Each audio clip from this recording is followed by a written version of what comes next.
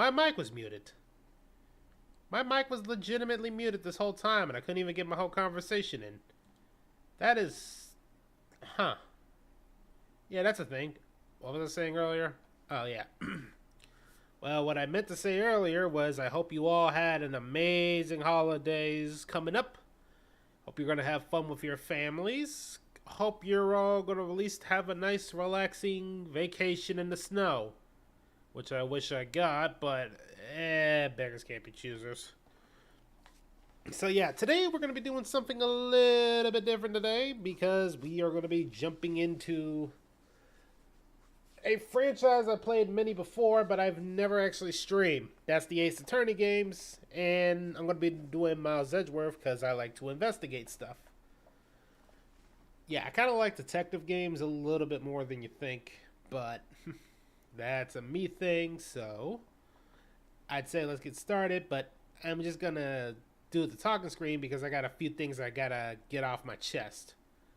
Well, starting with the holidays coming up, I'm trying to focus on a stricter schedule, but I will not be streaming on Wednesdays like I normally do, so I moved it to Tuesday. So there's going to be more Ace Attorney tomorrow, but I'm also going to try and focus more on trying to get my social media back active because I am not very good with social media, like at all. The second thing is I am going to be doing more clips and more shorts across all platforms to try and get my voice out. And there's going to be a little bit of an announcement coming early January when everything is finalized. I say that now because there's like a few people who know what's going on in the background. But don't worry. It's something they've been bugging me to do for a long ass time. But for now, let's get the game started.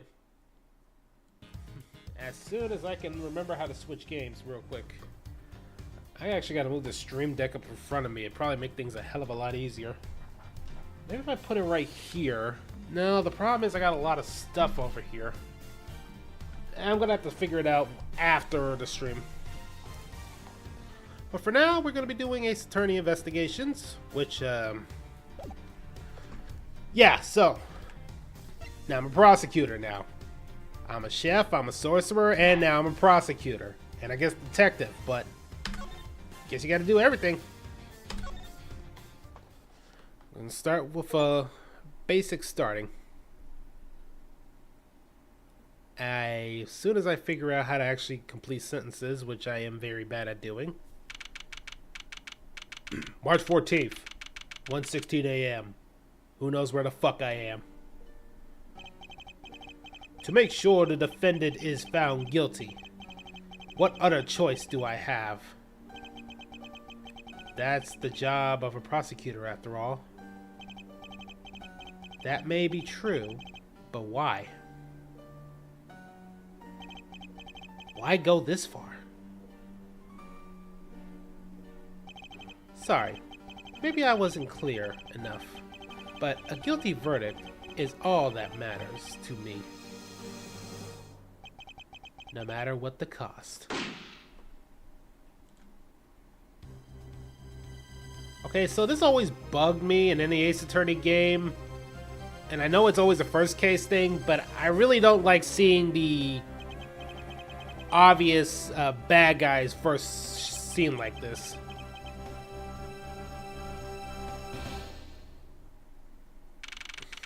March 14th, 2:05 a.m., prosecutor building, 12th floor, hallway. Hey, look, there's our boy. It's hard to believe that I've been away from my office a whole month. I hope Detective Gunshoe has been keeping an eye on my office and keeping it clean. The door's unlocked. Yeah, I guess that detective forgot to unlock it again. Is that the gumshoe? What's that smell? It's very familiar. Blood?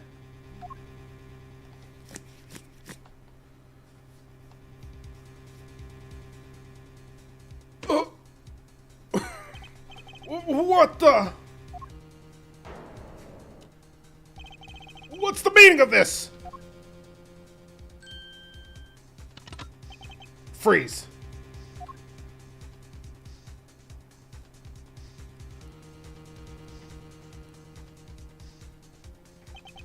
Identify yourself.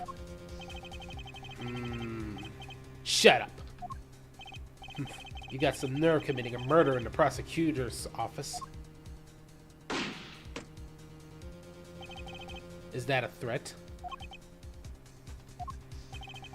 Let me make one thing very clear. What? No one gets away with committing murder in my office. No one.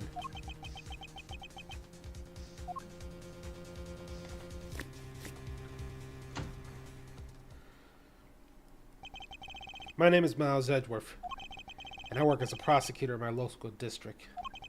Little did I know that upon my return home after a month abroad, I would be thrusted into a multitude of cases and some very frantic, busy days.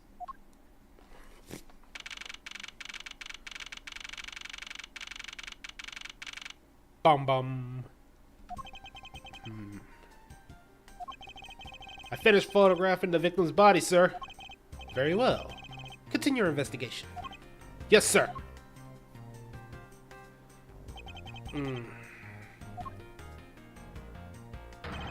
Ah! Mr. Edgeworth, sir, are you okay, sir? Keep it down, detective. This is a crime scene. When I heard there was a murder taking place in your office, I ran here straight away. This is Detective Gunshoe. He is a detective with the local precinct, and the one they assigned to handle the murder case for the time being. You're looking pretty pale, sir. Are you hurt? No, I'm perfectly fine. However... Look what they did to your office! It's totally trashed! I'll say, the culprit sullied my floor with dirt rather well. No one gets away with tracking mud into my office. Oh, sounds like you're really getting burned up over this whole thing. To be fair, they literally committed a murder in my damn office. I'd be pissed too. Yeah, he's right. This crime was committed in my office, so it's my responsibility. Like, if somebody fucked up my lab, I'm gonna figure out who the fuck did it and beat their ass. And then I end up not doing it because it turns out half the time it's either Rena or Verity or Puppy or Soulless or, wow, I actually know a lot of people. Huh. Oh, that's just like you, Mr. Edgeworth. Okay, time to do some investigation. Alright, first course of action, we gotta gather relevant facts and leads. We must not overlook anything, no matter how small, if we are to find the truth. So I'll keep any leads or information we find etched in the forefront of my mind. Speaking of things that pique my curiosity, why of all places did a murder occur in my office? I get the nagging feeling that there's something important to keep in mind. Yeah, I was wondering that myself, sir. I mean, you can't really say it's just a coincidence, can you? No, not really. Especially because of this. The key to your office? Security reasons, this office door has a lock built into it. I mean, it's a prosecutor's office, and that's probably a lot of case files over there. I'm fairly certain security has that for a reason. And what do you mean, sir? If you think about it carefully and use logic, it will become clear to you. Logic? By finding a connection between two pieces of information and connecting them, new information is born. That is the end result of using logic. So how do you use it? First, I recall the information we gathered with the Q, and then I connect them with the T. Oh, that should be easy. Tutorial mode. Alright. So it's simple. The first one is, it's in the office, and it's the key. That means somebody who did this must have the key. So it's got to be somebody who works within the office. For security reasons, all prosecutors' doors are outfitted with locks. Which means it would have to have been hard for the murderer and the victim to get in here. Ergo, it's possible to dismiss the location of this crime scene as mere coincidence. That's exactly what I was thinking, sir. There must be a reason why someone infiltrated my room. What was the killer after? You're really on the ball today, Mr. Edgeworth. That's some beautiful logic, sir. Yes, well, when you follow leads to their conclusion, only the truth remains. However, if the information doesn't line up properly, I may stray far from the truth as well. But if I think carefully before piecing leads together, the logic should flow. Well, let's get started. Investigation, shall we? Wait, am I allowed to do that? We're in a crime scene. Actually, legit question. I know this is my office, but this is also a crime scene. Technically, I might be considered one of the suspects. I guess. I mean, they know it's Miles, but... The base of any good information is to examine everything, sir. I know that, and when I want to examine something, I just press space next to it. Feel lost and want to talk? Just trusty? Ace investigation? Something to try later if I have free time, I guess. Yeah, I think I'm better off figuring it out myself. Let's take a look at this gun here. I don't know if it's the murder weapon, though. Killer made her escape after disposing of the gun here. I think I've seen one of those before. Care to enlighten me as to where? Oh, I know. I was issued the exact same model. I think. Detective. I don't really like guns all that much. I mean, they're really dangerous. It's a gun. What'd you expect? But now that I think about it, you do see this model around the precinct a lot. I don't use mine except in emergencies, so that's why I don't recognize it. Okay, to be fair, that's actually something I consider a good thing. Like, it's a last result for him, so yeah, that's good on him. So, it's the same type as a revolver, the ones used by the precinct. He calls that the last result. Man, they messed up my shot. I hope we can solve this case quickly. I'd like to return to some relaxing on the sofa. That thing looks a billion times softer than my mattress at home. Can I sit on it too, just for a little while, sir? Detective Gumshoe, you know I can't allow that. Until this case is solved, neither of us has time to spare, let alone sleep. You're right, sir. I'm going to work hard to be a real trooper at the end. Even once this case is over, I don't think he can afford to take any time off. Oh, look, my statue. Well, it's a good thing my Steel Samurai doll was spared any harm. Speaking of which, I still haven't actually sat down and watched any of that show. What's it about again?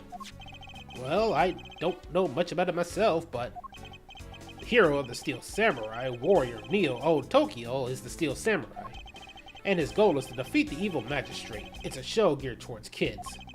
However, its high production values and riveting plot draws in a number of adults as well. Spin-offs like the Pink Princess Warrior of Little Old Tokyo and the Nickel Samurai, along with the deluge of merchandise and even a new stage show, give it presence. You sure know a lot. You sure you're not some sort of rabbit fanboy? Of course not! Anyone that keeps up with society knows at least that much. And that conversation lasted longer than expected. Let us return to the investigation. Oh man, they fucked up my tea set. Watch the teacup fragments there, sir. The killer is gonna pay. This tea set. You're really mad over this. The tea set is very dear to my heart and can only be bought in England. It costs more than your whole month's paycheck. What? I actually kind of believe that. Considering what Miles is, that thing is probably like worth 20 grand? Probably would be. I feel like the killer wasted one of my month's paychecks. Hey, it'd be like if somebody fucked up my computer. I'd be pissed as hell. Oh, it's your trophy. The Knight of Prosecutors, right? King of Prosecutors. And it's not a trophy, it's a shield. You only send this to the winning prosecutor, right? Yes, but I have no real interest in the perceived worth of other people. As for my own worth, that is something only I can determine for myself. That's so slick, sir. I'm gonna have to try saying something like that. Fortunately for him, his monetary worth is tied directly to his worth to me. Oh, man. How's it coming along? Please, I needed absolute silence. Fingerprinting lifting is a delicate art. Well, I never. Well, we should look at the dead body. Ain't the first time I've seen one, but you might be able to see something in there. Finished photographing the body, so it should be alright to examine the area. We'll rest until everything's expected.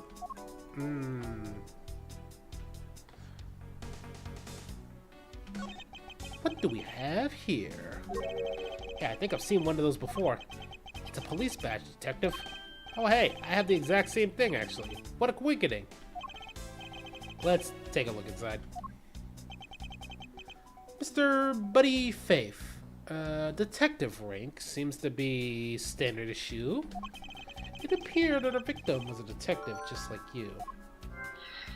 Everything seems to be in affairs here. I seem to gather a few pieces of partial evidence. Not a commonly used logic to figure out any that connect to each other.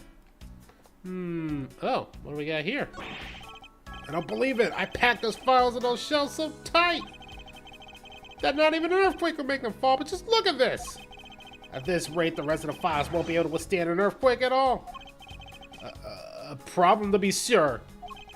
Well, once the investigation is over, we'll put them back on the shelf. So we're not going to notice the big letters, or do I got to move the body? Let's see here. Blood all over his lower abdomen. It looks like the bullet passed clean through the stomach area, sir. In other words, he was shot. Yep. And until the autopsy's done, I don't think we'll know much more than that. Please have the body sent to the morgue once they're done processing the crime scene. I was bound at 2:05. We going to be okay with keeping track of the evidence we find, sir? Of course. This is the safest way I keep track of it all. Alright, if you say so. I keep all the evidence I find or with my organizer. When I want to re-examine a piece, I have to but press the E to organize. But the organizer isn't for evidence. I keep people's profiles at hand. It's probably a good idea to make a habit of checking things often.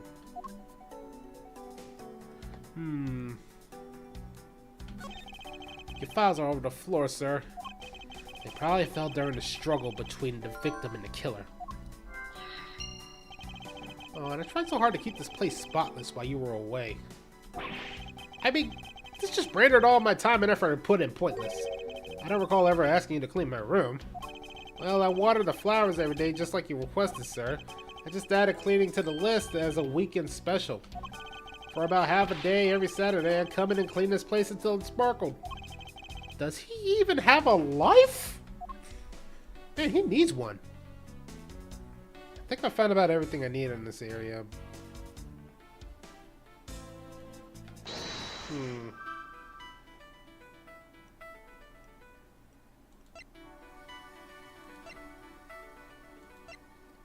This might be his gun. That's my thought process. That's a detective's gun, and he was a detective. Ah, the revolver is a standard model used by detectives, right? Could it have belonged to our recently departed? Detective Gumshoe, could you please thoroughly check the victim's body once more? Yes, sir. On it, sir. Excuse me, pal. Let's see. What we got here? Edgeworth, the guy is wearing a gun holster. So it appears that our killer somehow managed to take the victim's gun from him. Well, let's see what else we can find about this revolver. As always, gotta look real carefully at every piece of evidence.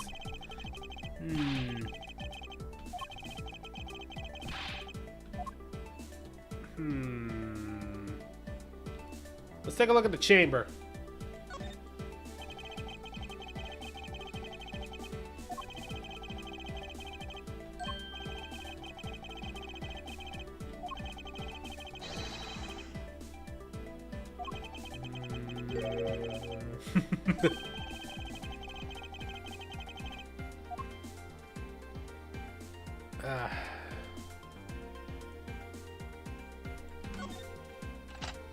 Yep, looks like one shot.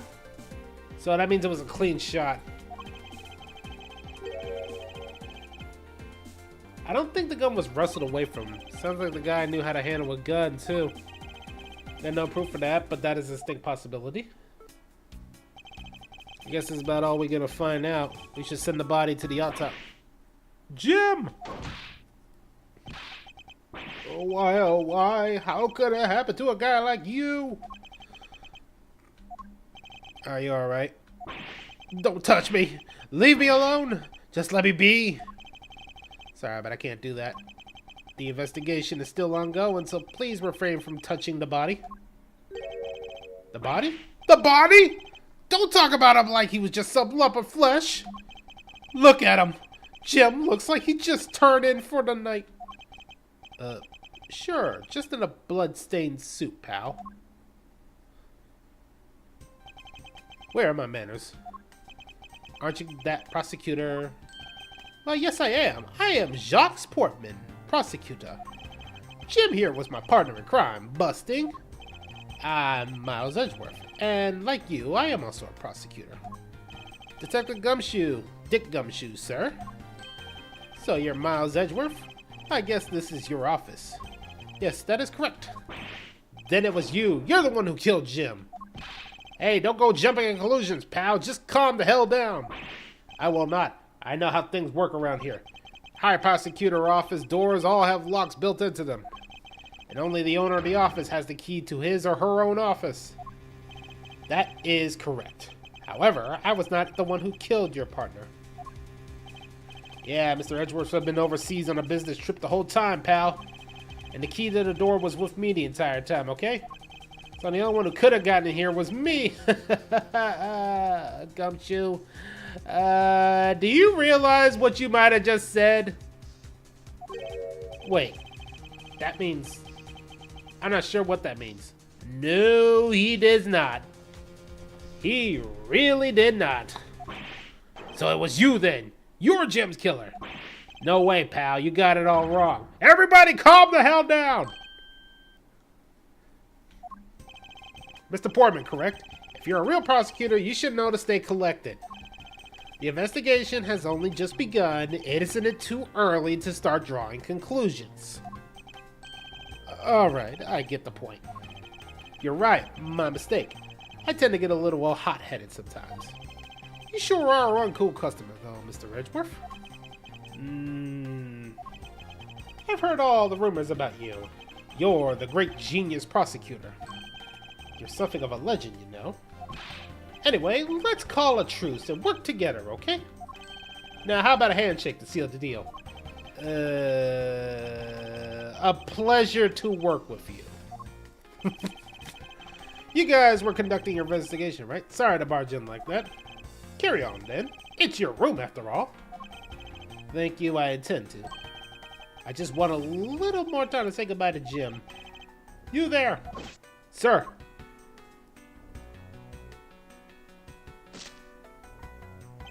I wanted you to capture the scene on film for me.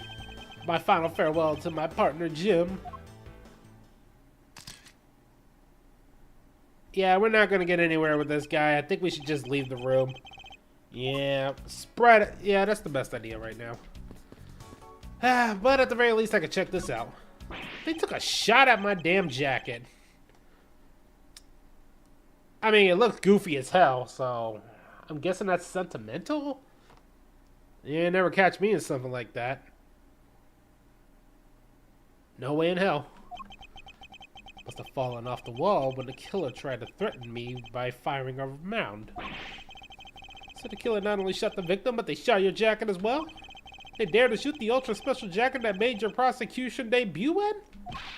What if they had shot through it? It would have been a disaster. It's not worth getting worked up over. It's an old-ass jacket. Now there's something more here. Like what? I take it you haven't noticed it yet, Detective. There is a gigantic contradiction right in front of us. Really? Did I say contradiction? He must be rubbing off on me. I'm starting to sound like him too. But I have my own methods, and I will conduct the investigation my way. When a scene before me contradicts a piece of evidence or seems off, that's when my skills come in.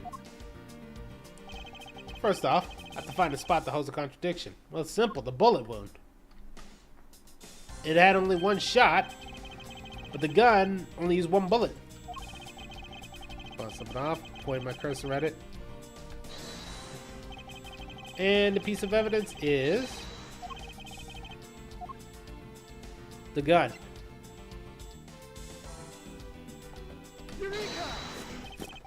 The bullet hole is the contradiction. What do you mean, sir? It's elementary. 2 shots were fired in this room. The first felled the victim. and the second failed to frame. Hey, that's right. However, the gun only fired once. That's true. Which means that one of these two bullets was fired from a different gun. Did the killer have another gun prepared for tonight?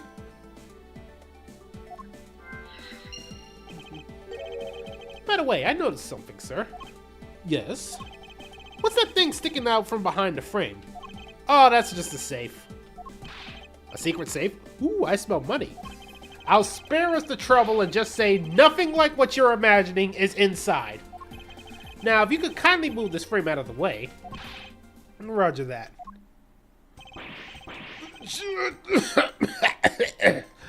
Talk about dusty. I suppose that's what happens when I'm not here to dust it once in a while. I had no idea there was a safe here, and I just kept it clean for you. So, when did you put this thing in? It wasn't something I had installed personal. Every prosecution office has one. Really? I had no idea. Well, only prosecutors are supposed to have knowledge of their existence. So what's inside, Mr. Edgeworth? For right now, nothing. We only use them to store especially important evidence when a trial's in session. That's it?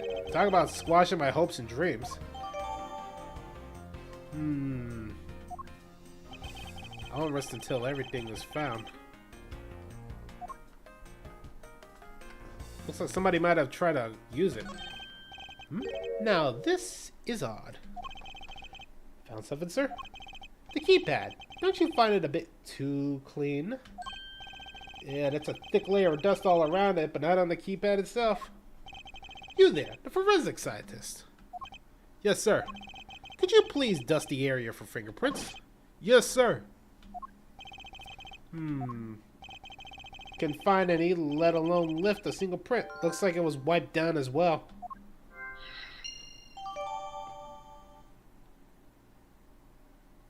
Each prosecution has what only they know of when prints were wiped. As I thought, it appears that logic is the only way around this setback.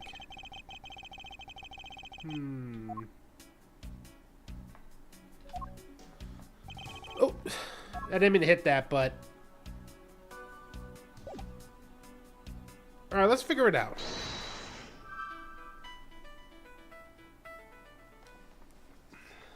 So, what did this happen? What were they after?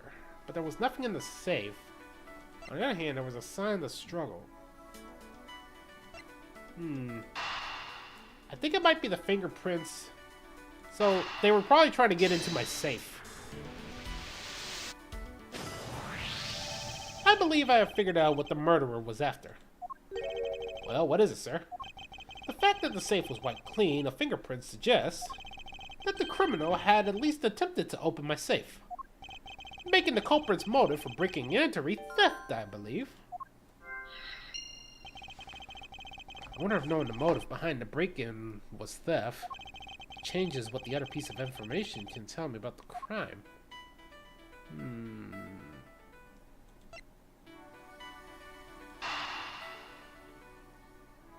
Ah! He's probably trying to stop it. There's another possibility that files splayed on the floor are not the result of a struggle between the victim and his killer. Oh, what do you mean? Could have been like the killer tried to find something, sir? Precisely. We need to figure out if there are any files have been stolen. Yes, sir. On a shelf, files like you've never seen before. Sure, let's give that a try. Why do all the good ones die young? Why? Why? Surely you ponder that every once in a while, Mr. Edgeworth? I actually ponder why half the people I try to talk to give me some weird-ass answers. But, no matter how much we will amend, the dead will not come back to life. All we can do is search for the truth. And so what are we supposed to do? How do we find the truth? First, we calmly restore the files to the rightful spot. You got it. Here, let me help you. So this file goes here. And this book goes there. And I think you put this over here. And you know a lot about where things go, despite it being Mr. Edgeworth's office. Because I'm the one who keeps it tidy, pal, okay? Done. It appears that the murder was definitely committed here. The bloodstains on the bookshelf are still fresh. I suspect that the victim was killed in a standing position, hence the prints on the shelf. And then the guy fell onto the floor, right? The blood on the floor kind of... Detective, I don't have time to deal with your weak stomach right now. But you know I'm no good with blood, sir. I'm certain there's something wrong with this picture. Yeah, the bullet hole's down here. So this is where the bullet lodged itself after it went through the victim, huh?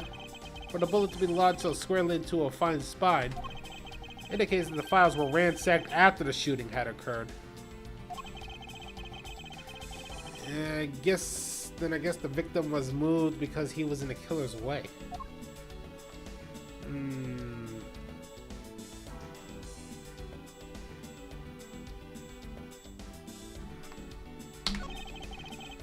Victim's handprints.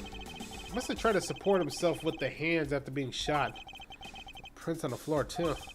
This must have been made when unable to stay, he dropped to the floor.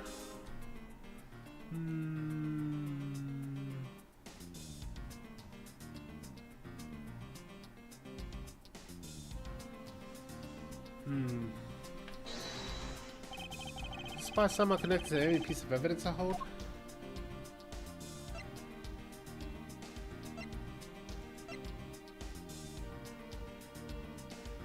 This is the one I'm thinking about. And that's the revolver, but I might be taking a wrong shot. This is clearly where the contradiction lies. I don't really see what's so wrong with it. Ha, you don't understand. You see, there lies the contradiction. Mr. Edgeworth, sir, it'd be nice if you just admit when you're wrong. That wasn't a mistake! That was me keeping you on your toes, detective. Yeah, okay, that was on me. Look at his body symbol. Moved because he was leaning against the bookshelf. The blood on this guy's pants proved that pretty well. In a sense, I suppose. See, I'm not completely useless, Mr. Edgeworth.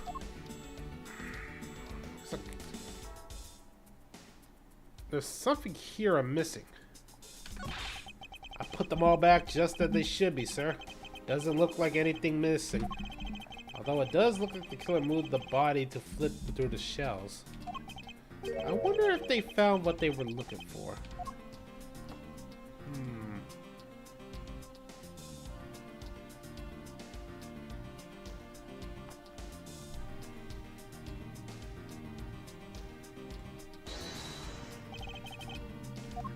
I didn't mean to hit that. Let me go back.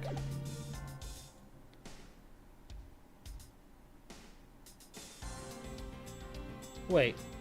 So what's bugging me is that the bullet hole is up. Bullet went clean through the victim's abdomen. The body was found at 205, but the gunshot can't be that low. Maybe it was this one and I did it wrong.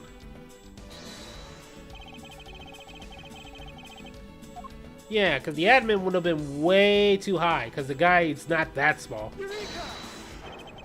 There's a clear contradiction here with the bullet hole. What do you mean, sir? You don't see? Quite simply, the bullet hole is too low. The victim was shot in the stomach, the hole should be much higher.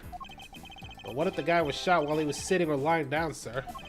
That would be illogical. The victim leaned against the shelf right after being shot. Which suggests that he was standing when he was shot. That means... Wait, what does that mean, sir?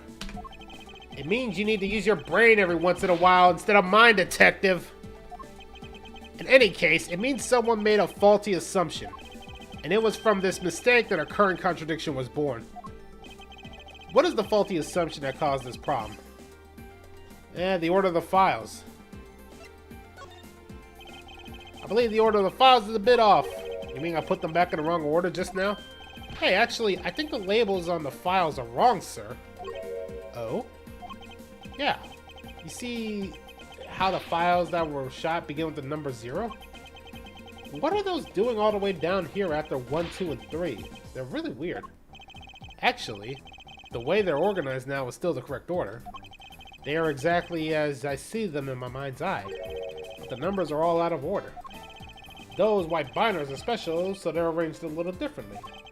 But from this, we know that the files were not in this order when the crime occurred. Ah, so that's it. I believe the killer made the same incorrect assumption as you did, Detective. Let's rearrange the file in numerical orders and see what we find. Do you think it'd be okay to prop the body back up how it was before it was moved? They finished processing the crime scene, so I don't see why it wouldn't be. If you please, Detective. As suspected, the bullet hole is now where it should be, logically. The killer went through my files first before shooting Mr. Faith. And then, put the files back in the numerical order, I guess. Exactly. And then proceeded to shoot the victim. But why would somebody kill a man and look through your files one more time? Puzzling indeed.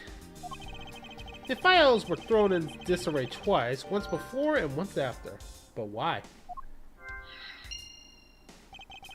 Now the crime scene was at the time of the murder. Time to give it another look. I think that thing just spells gumshoe. This is... What is this? Why does it say gumshoe on the blood? I'd say that's pretty incriminating evidence. Yes. Indicative of criminal activity indeed. No, wait, there's gotta be some mistake. Mr. Edgeworth, sir, help me! Say something, sir! It appears that one of my files was stolen. Is that all, sir? What about me and my situation?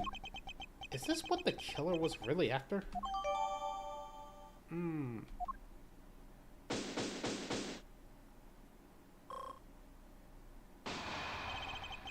Looks like Jim was able to leave us the name of his killer in the end. That most important message managed to reach us. I'm telling you, it wasn't me. You can't be terribly pleased to hear that your beloved partner is a guilty party. If you are going to accuse Detective Gumshoe of being the culprit, I sincerely hope you have some proof to back it up.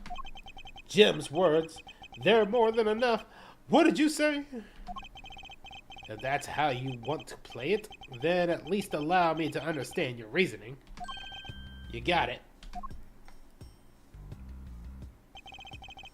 I don't like this one bit. There's something strange about this man's attitude. There must be some sort of flaw in his logic waiting for me to dig it out. Mr. Edgeworth, what are you going to do? What I always do in court. I'm going to cross-examine him. One way or another, I'll expose the flaw in his logic with this technique. Oh, how you do that? Can you explain it to me, sir? Yeah, might as well. Alright, first I listen to the witness testimony.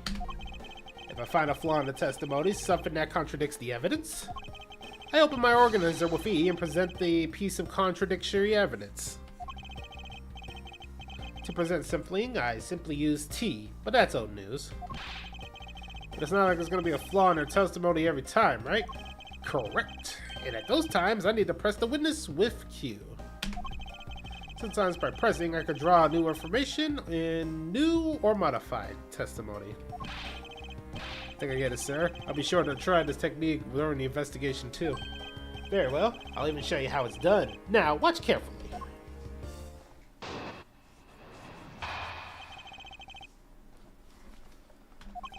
Detective Gumshoe, you stole Jim's gum from him and shot him dead.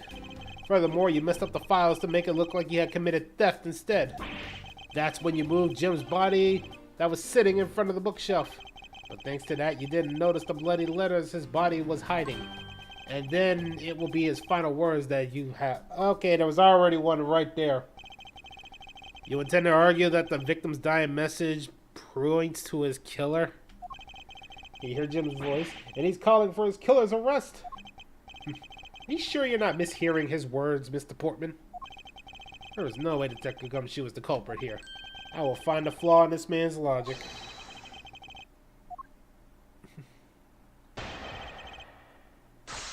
I already found it.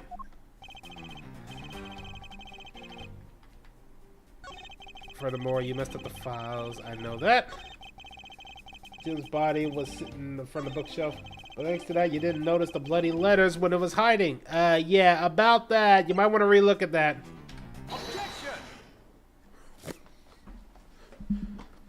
So yeah, you said he didn't notice the letters, right?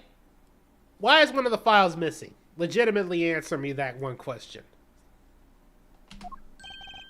Bringing a bit of courtroom into this, I see. No problem, I'm game. I can't help but find it odd. Excuse me. Odd that a fellow prosecutor would have brought down by the power of his own office. What are you talking about? Oh, you're joking, I get it. If you have the time to laugh, then you have the time to take another closer look at this. Do you still not see? If not, may I direct your attention to the missing file? What? That's impossible. What's impossible, Mr. Portsman? Nothing. The files are on the shelf are all about certain cases. When the killer went to take the file after murdering your partner, I highly doubt they could have missed the bloody letters written on the spines. Objection! It's possible that they could have taken the file before committing the murder. I think that's pretty obvious that the file was stolen after it was written on. The missing letters and the detective's name where the file should be is proof. Yeah, I mean the S is gone, and there's only half an H. Gumshoe really was the culprit of this case. I highly doubt that even he would overlook his own name written in blood. Especially as a detective who can't stand the sight of blood. Which means, what exactly? What does this make of dying message? It makes it the work of a criminal intent on tampering the evidence. That's so low, I can't believe the criminal tried to pin the whole thing on me, sir. I'm gonna get him, sir. You'll see. I'm gonna have them under arrest in no time. Well, Mr. Portsman? Brilliant. Absolutely splendid. Logic deserving of Olympic gold. I appreciate the praise, but it doesn't change the fact that your reasoning is flawed. Meh, you win some, you lose some. That's how life goes. Glad everybody's so cheery, even though I feel more dead than alive. Yeah, but you know, it really is a shame. I really didn't want to have to bring this up. However... What is it this time? Are you still after me, pal? Humor me for a second. Who has the key to this office? That would be me, sir. But Mr. Edgeworth just proved that I'm innocent, pal.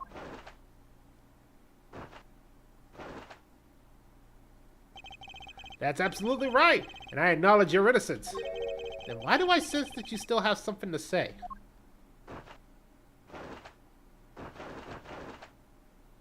Well, I was thinking. Did you know there's one other person with a key to this office? One other person?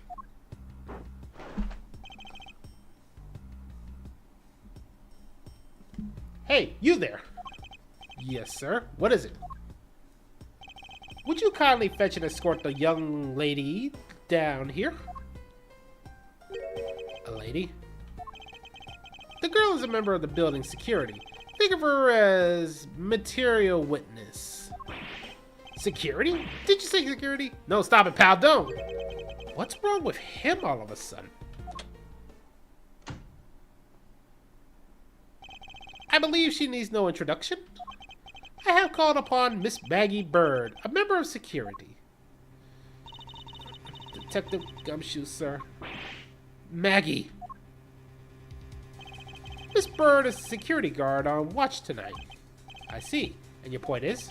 My point is that she could have very well have used it. And by it, I mean the master key, which open all offices to the building. What? If you're not guilty party, Detective Gumshoe, then the only other person with access to this room is Miss Bird. How dare you? I would never sneak into someone's room. That's right, I refuse to believe that Maggie's the culprit, pal.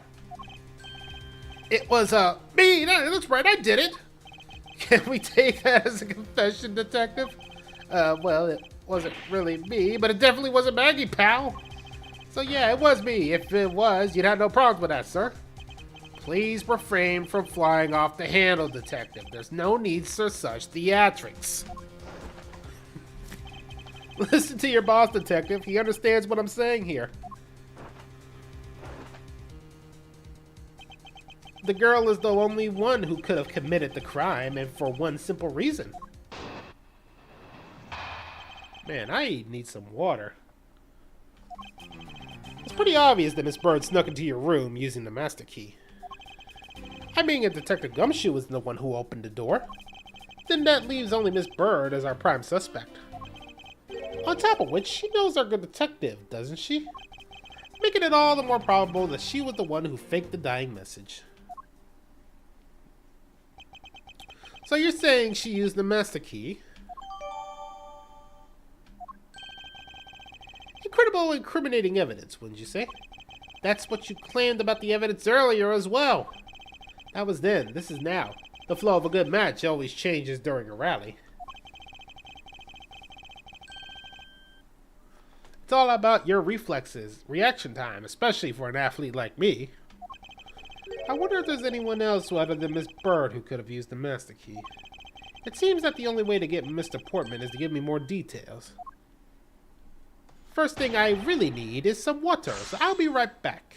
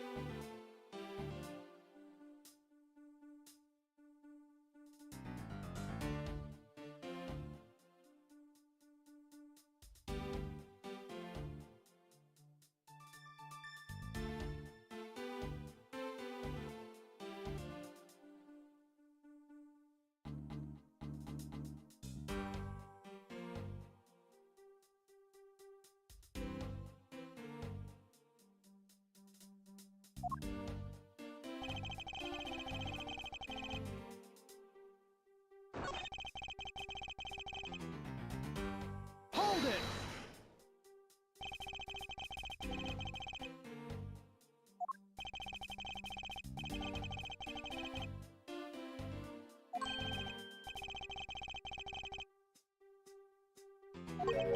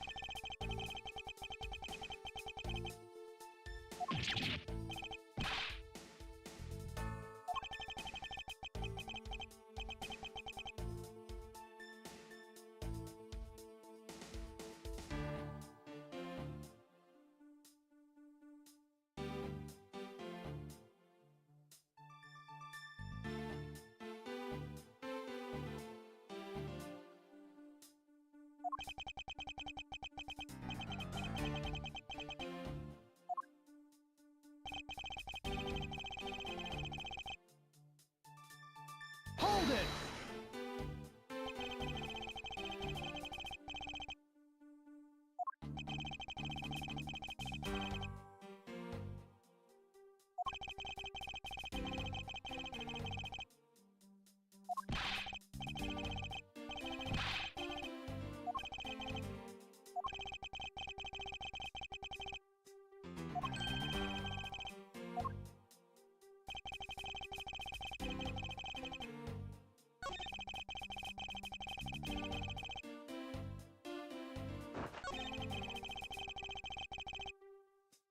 Hold it!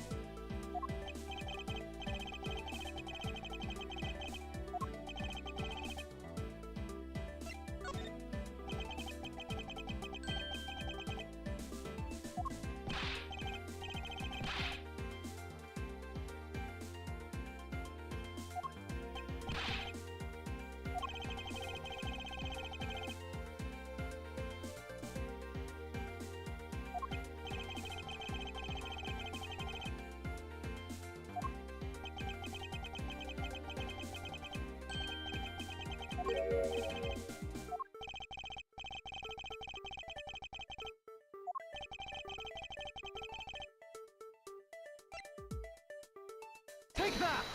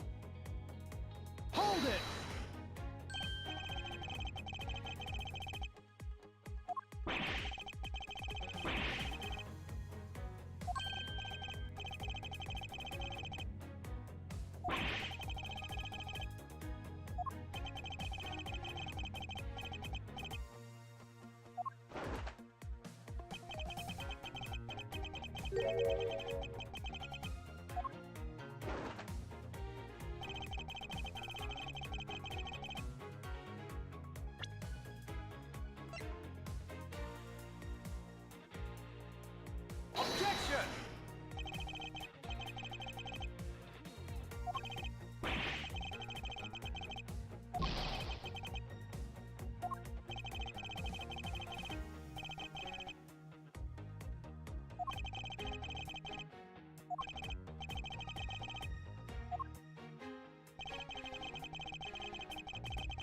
Hold it!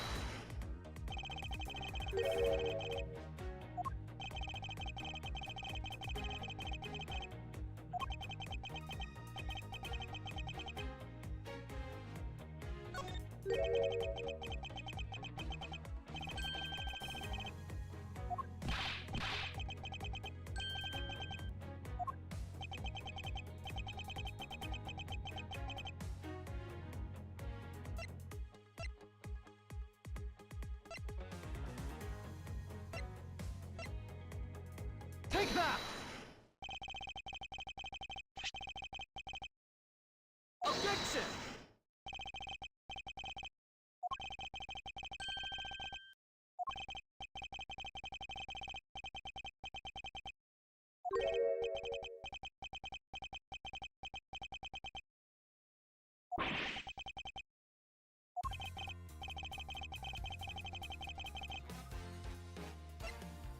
Take that!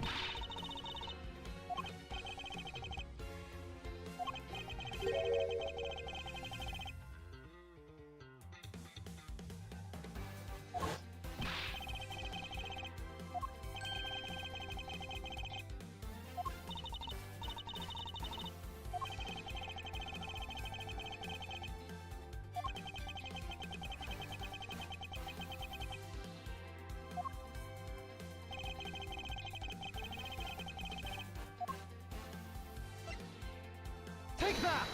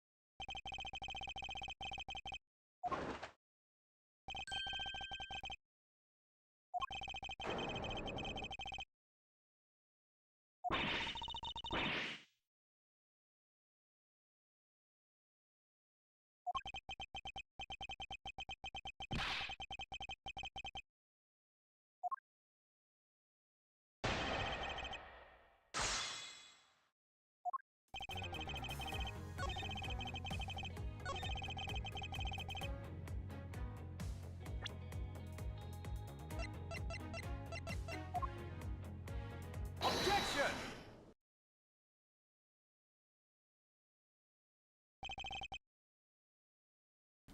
Was I muted the whole time again?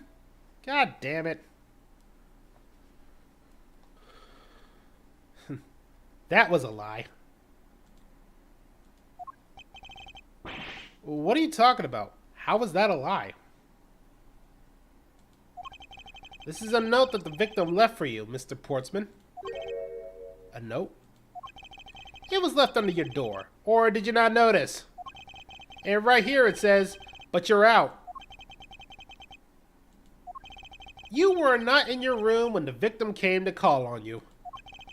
So then, where were you and what were you doing? Shall I explain it in full detail for you? You were busy snooping around my room, the very room you had Miss Bird open for you. Objection! That's just nonsense. You had no evidence that I made the girl open your door for me. Oh, but I do. I have very decisive evidence. This is proof positive that you had Miss Bird open the door for me.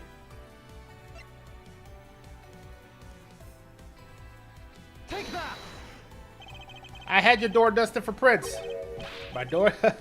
What for? Come on, I bet you didn't find anything. You sure are good at wasting time. You're right, I didn't find anything. And definitely not Miss Bird's fingerprints.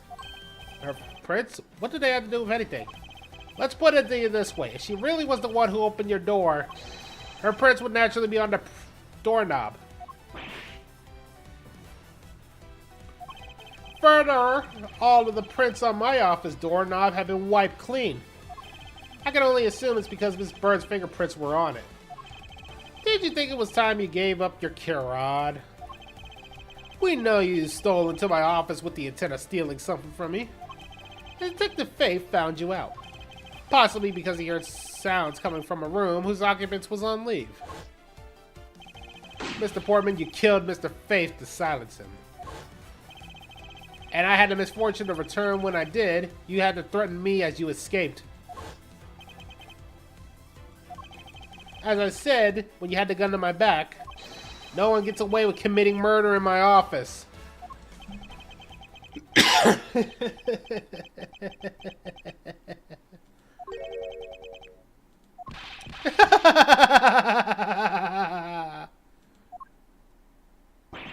And just what's so funny, pal? Well, the look of stiff seriousness on the face of the office's finest prosecutor, as he makes a huge mistake in accusing me of simply too much to bear. There's just nothing else like it in the world. What? Sergeant just explained it all, and he even backed it up. You're the murderer. Stop trying to be slippery and just admit to the crime already. And as I said earlier, it's all circumstantial, so full of conjecture. You say you checked my doorknob for prints.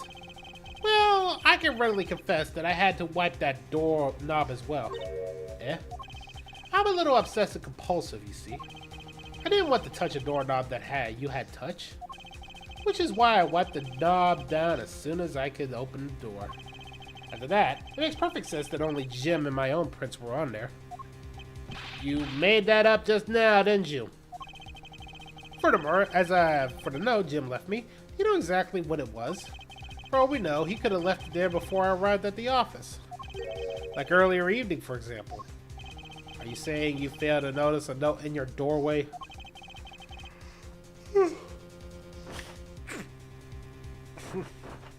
Hey, even geniuses fail at times. I was probably too preoccupied by work-related matters, although that's no excuse. Now that's just a flat-out lie. There's no way you would have noticed a note that size. Ah, but you can't prove that, can you? Say something, Mr. Edgeworth. Back me up here. Portsman makes a good point. I can't prove that he simply didn't overlook it. Besides, I have an airtight alibi. Airtight, you say? I only just realized that I had one while we were talking. I guess it would have been better for all of us if I had told you sooner.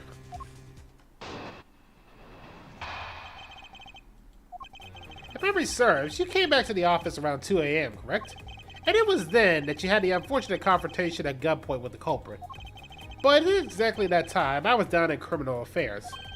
Ask around, I'm sure the other detectives will corroborate my story. It's the perfect alibi. Do you really think I'm that perfect? Like I said, I don't care. Ask around all you like. You'll see for yourself. Detective Gumshoe. Sir, yes, sir. I'll go check this alibi, sir. Be right back.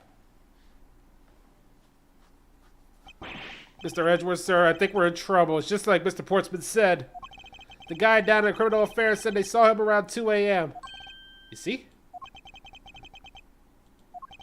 All of the evidence points to him being the culprit. So there must be a contradiction point in his alibi somewhere.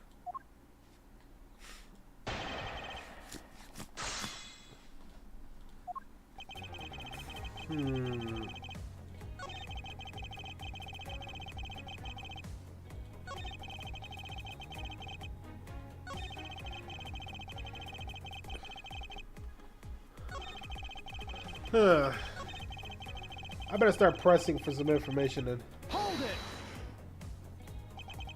It is as you say, however. Yes, however, you are the one who claims to have bumped into the culprit. So tell me, did you see the person's face? Was it who you saw? It was a pitch black, so I couldn't actually see. Objection! Oh, come on now. I'm sure you saw something. Try a little harder. I'm beginning to feel like I'm the one being interrogated here. Oh well, it doesn't matter if you remember or not. It only matters that you ran into the culprit. Hold it! So you paid the criminal affair department a visit. I hate when I have to figure out these airtight alibis. I gotta figure out that in-between spot, but there's something in there that he's loading. Hold it! Well, we did go and ask around to confirm your testimony, and it was just as I said, right? Yes, sir. Remember, detective said that they saw you around at that time. See? I had the perfect alibi. That's the ace I had up my sleeve. Ugh. Horseman's alibi may seem perfect at first glance, but I know there's a hole in there somewhere. All I need to do is press him a little more. Hold it! You are correct. It was around 2 a.m. Are you sure? It's really important to me that you're spot on at the time. I remember checking my watch then, and make no mistake, it was 2. Impossible! He actually does have the perfect alibi! What's wrong? Why you sullen look on your face? Can't you say anything back, Mr. Edgeworth? I think we've reached the end of the line. It's time to get off this crazy train. You there. Sir, please escort the young lady out. But remember, be gentle. Maggie. Detective Gumshoe. Is there nothing I can do? There must be a way to turn the situation around. If only I had a clue. Did I miss something that can help me cast it down on the alibi? I need to calmly think this through one more time and with logic.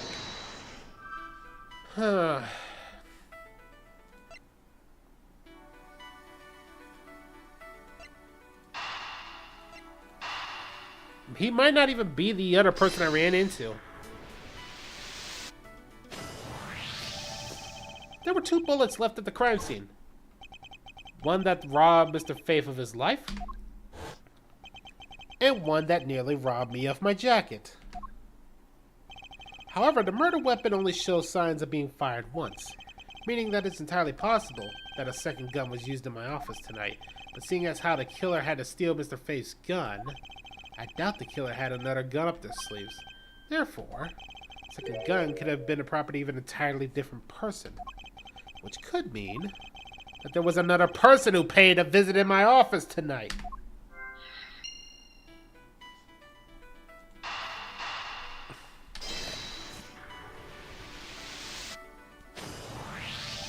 Supposing there was yet another visitor tonight, that would also resolve the issue of why my shelves were upended twice. We know that the shelves were disturbed once before and once after the murder. So it shouldn't be much of a stretch to think that it was the work of 2 different people. Once by the person who stole the victim's gun and then killed him with it, and once again after the murder of a second culprit. Who was the owner of the second gun? If we suppose the second culprit's gun was the one that was pointed at my back... Objection! Mr. Portsman, it seems that I need to amend my assumption regarding the case. Great, so you finally come to your senses. Mr. Edgeworth? Sir, what are you saying? There has been a big misunderstanding on my part from the start. I had assumed that the person I ran into was the killer, but they may not be the case. What do you mean?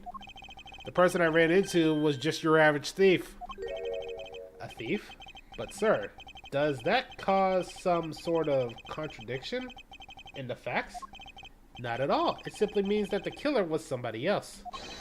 And it means that in actuality, 2 culprits stole into my office tonight. What do you mean 2? It explains both why my shelves were disturbed twice and why there were 2 guns. Mr. Portman tricked Miss Bird into gaining entry. Objection! Now you're just leading the argument. You still don't have any actual proof, do you? If you could please go along with my hypothetical scenario for now, Mr. Portsman. In the end, if you really are innocent, you should have nothing to worry about. Now then, returning to my scenario, Mr. Portsman was out to steal something from me. Which is why he checked my secret safe and ransacked my shelves, that this is the first time. So then, this would be when the files were put back in the wrong order, right? Correct. And then, just when he was about to look somewhere else, who should walk in but his own partner, Mr. Faith? Why did Mr. Faith come to your office, sir? He probably had business with Mr. Portsman, which is why he was in the area. But that was when he noticed sound coming from the office, would be my guess. Because you were supposed to be away, right? And you must have thought it was odd, so he came into the office to check it out. Correct, and as the detective, that was the first thing to do. But when he came in, he found his own partner standing there. Because it was Mr. Portsman, Mr. Faith probably let his guard down. But Mr. Portsman was not so merciful as to let him leave alive. He waited for a chance to steal Mr. Faith's gun from him, and he killed him. He silenced Mr. Faith for catching him in the act of stealing.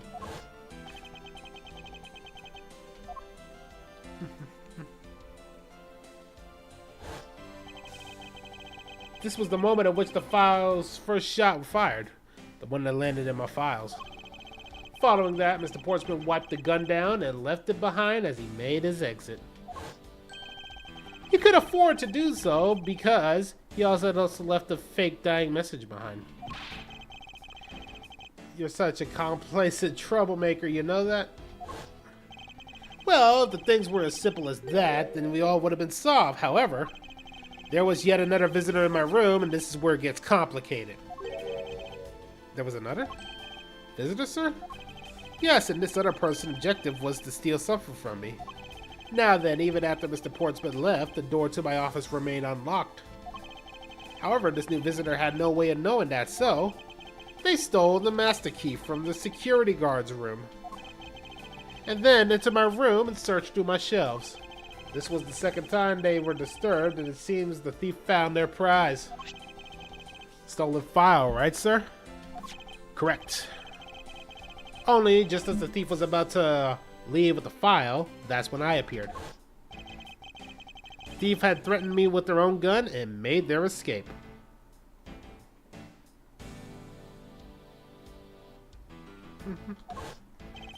The second bullet was fired during the brief encounter.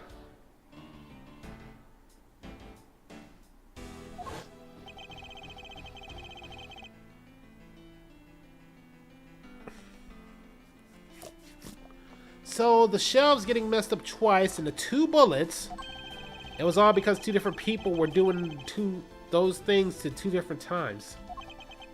Precisely. So, now they see Mr. Portsman. The person I met was just a thief and not in fact Mr. Faith's killer. Your alibi for the time frame in which I ran into the other person is now irrelevant. Because we now know that the murder took place during the first culprit's visit. Objection!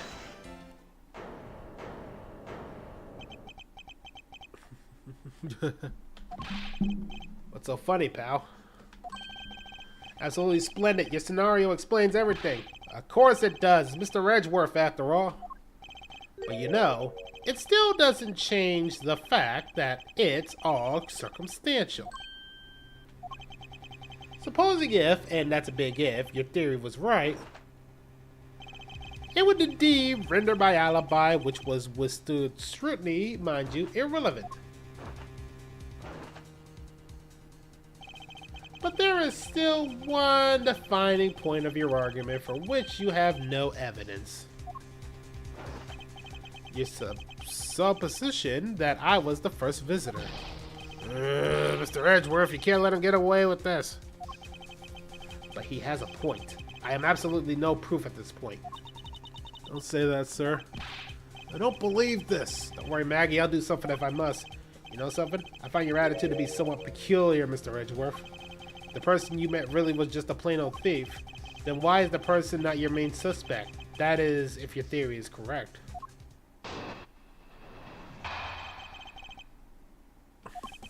The thief you ran into should be your real suspect, wouldn't you say? We should be out there looking for the thief right now. They might still be nearby. I hate to repeat myself, but as I've already said, I was training in my room. And when Jim came to deliver some evidence to me, I was down at criminal affairs. So I can't be expected to know what happened around here after I left.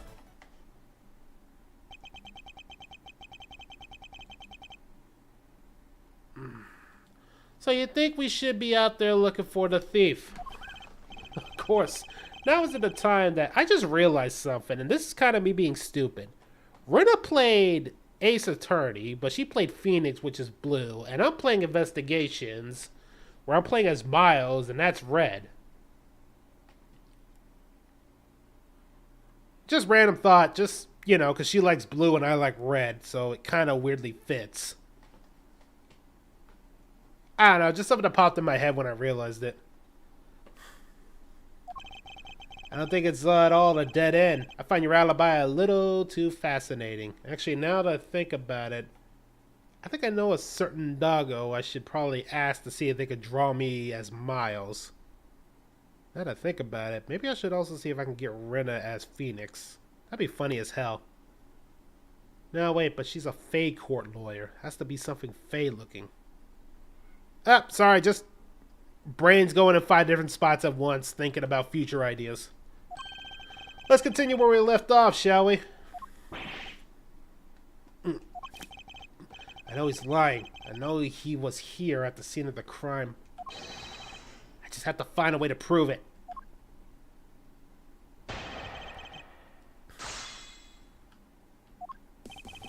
think we ran into... I can keep looking. Should be out there looking for the thief right now. They might still be nearby. There's something about that one that's bugging me because of the fact we literally got a note from the guy that says you weren't there. Hold on, I thought we already cleared that up. Didn't you say that Jim left a note for me in the early evening? If you have proof that he left at a different time, say just before he was murdered. I don't have any now. You see, so I insist that I was in my office the entire time. Wait. Still, I'm actually, something's bugging me about that. There's something that's literally bugging me about the being in the room the entire time. And I don't think it's the note, I think it's something else. And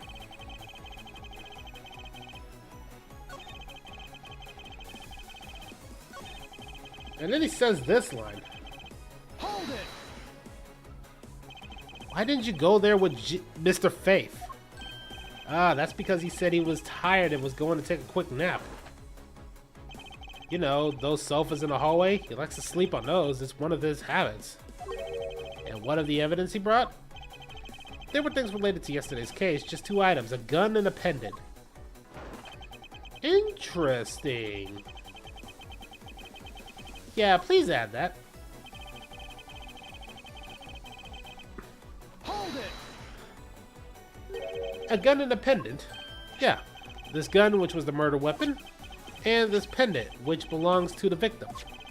And why were you taking them to criminal affairs? There was something in a past case file I wanted to compare these two to. But all these had nothing to do with the case right now. Anyway, I believe you'll find the long paper trail left to be your satisfaction. I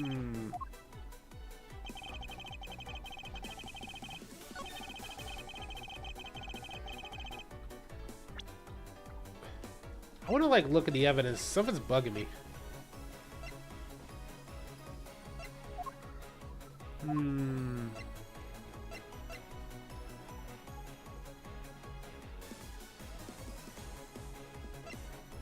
Let me go look around. It's probably like missing something I'm not thinking about.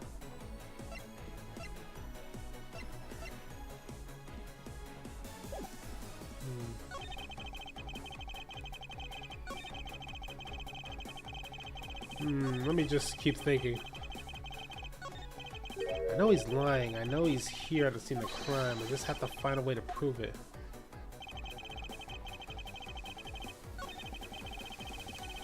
I hate to repeat myself, but as I said, I was training in my room. When Jim came to deliver some evidence to me, I was down at criminal affairs. A gun and a pendant that are related to yesterday's case. Maybe it's something else that I'm missing.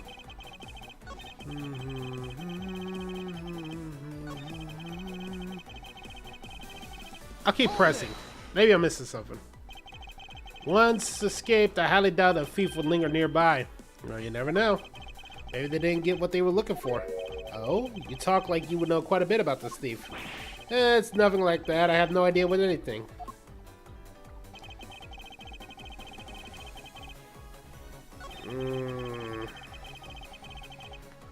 I think what it needs is something else.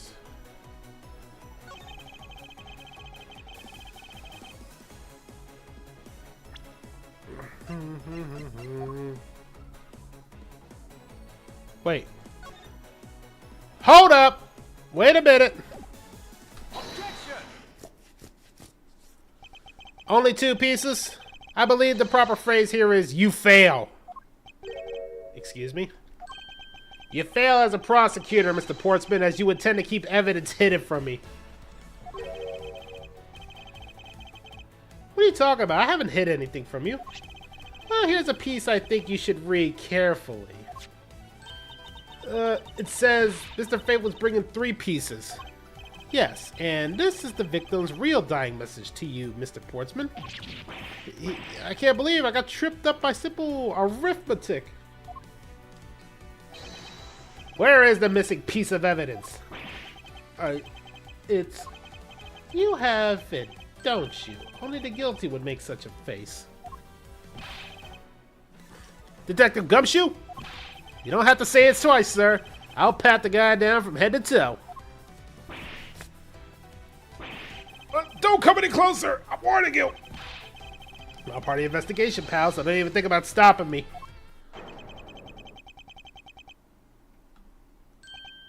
Hey, what's this? You had a hunt this, sir. Despite what you said, it would appear that you do have something to hide. But why would we hide something like that? There's only one reason why anyone would hide evidence of this caliber. Because it would unequivocally point to that person himself being the real killer. Let's examine the videotape in a little more detail. For the section of the tape that will drive the last nail in its coffin. Hello, what do we got here? Ah, that's blood, isn't it? Yes, and I believe this is what the good prosecutor was trying to hide from us. The blood is still fresh. You mean this might be Detective Faith's blood? No, you got it all wrong. No amount of denial can save you. We had to run a blood test to find the truth. You told us that you had received evidence from the victim earlier. Now you tell us when and how did the victim's blood find its way on the video? Yeah, it's totally suspicious. Was it at the moment of his death?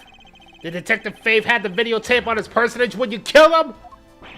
You know very well there's no way to prove that. Not even if we were to examine the tape for fingerprints. If I had to take a guess, I'd say that the only ones on here who belong to the murderers, you and Mr. Faith. No, impossible.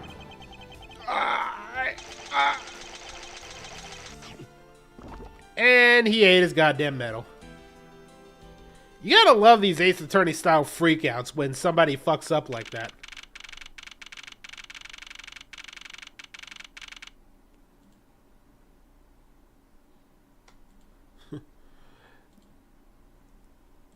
There we go. This department has been placed under arrest for the murder of Detective Buddy Faith, sir. Very good. And the results we got back from the lab techs on the tape turned out to be real solid, sir. The blood work came back and it was definitely Mr. Faith's blood on there. And as a bonus, they were able to lift a few of Mr. Faith's fingerprints as well.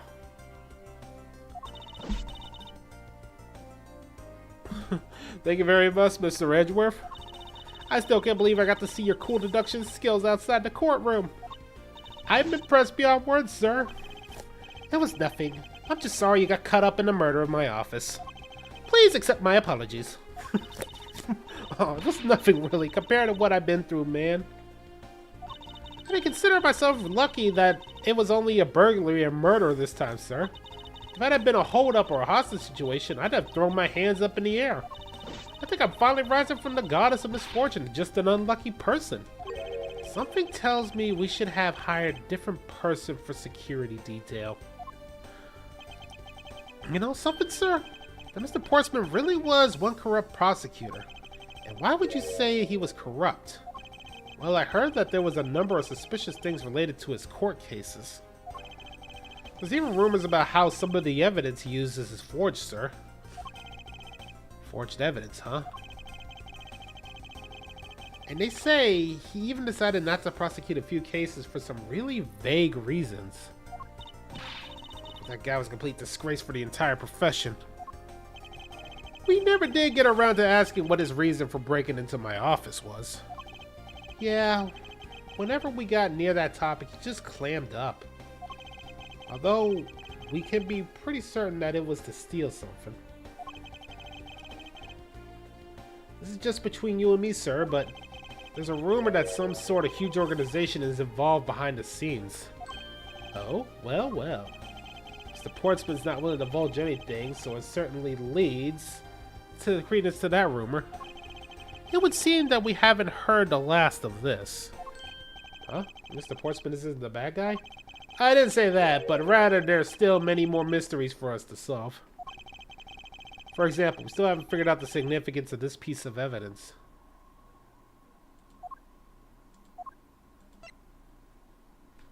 Take that! The person who stole this file, the other villain of this night? Yeah, wondering who it was. And what happened to the stolen pages? I wonder, who in the world was it who held me up at gunpoint?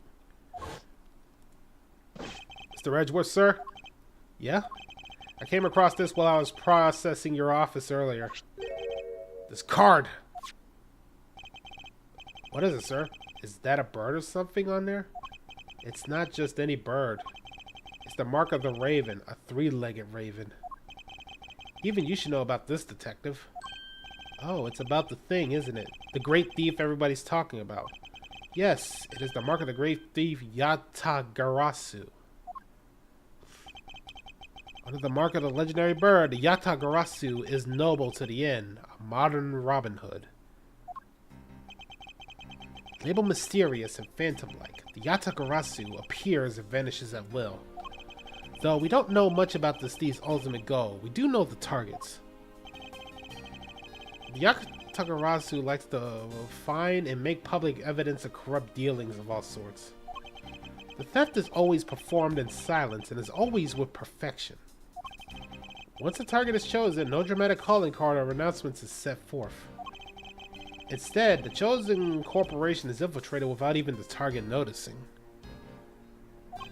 Some days later, the evidence that was found is sent out to the mass media, along with this single card.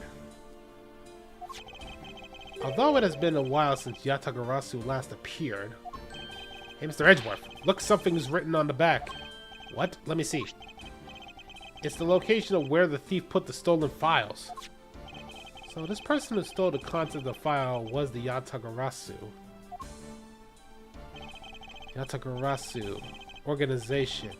Quite a few key words are popping up in this mystery. The murder in my office. The return of the great thief Yatagarasu. Looking back, I can't say I didn't see these events coming up, for they were heralded by the incidents that began to occur 2 days ago.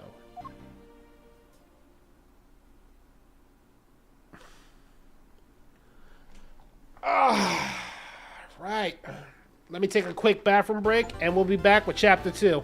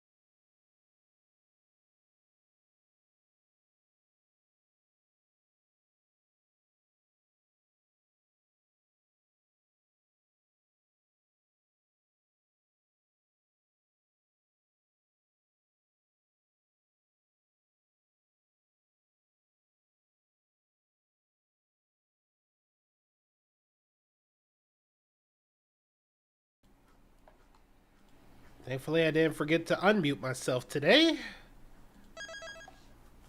And let's continue on with our investigations.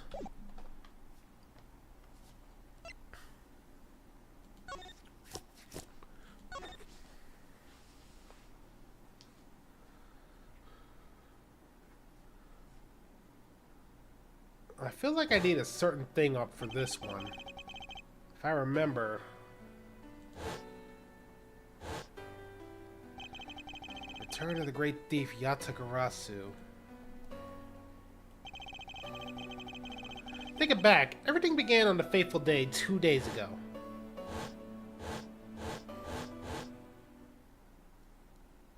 Two days earlier.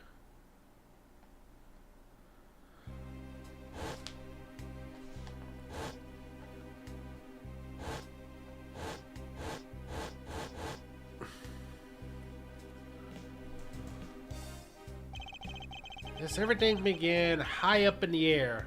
9,000 feet in the air to be precise. Thank you for flying GoU Airlines. We are currently experiencing some slight turbulence. We are asking all passengers to please return to their seats and fasten their seatbelts.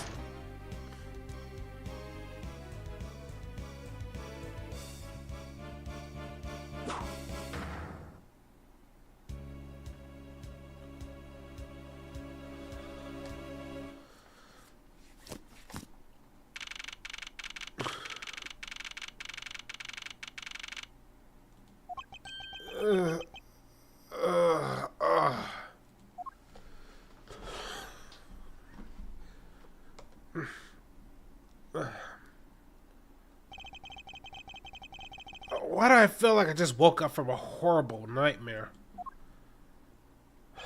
6:13, huh? I guess I was out cold for about 10 minutes.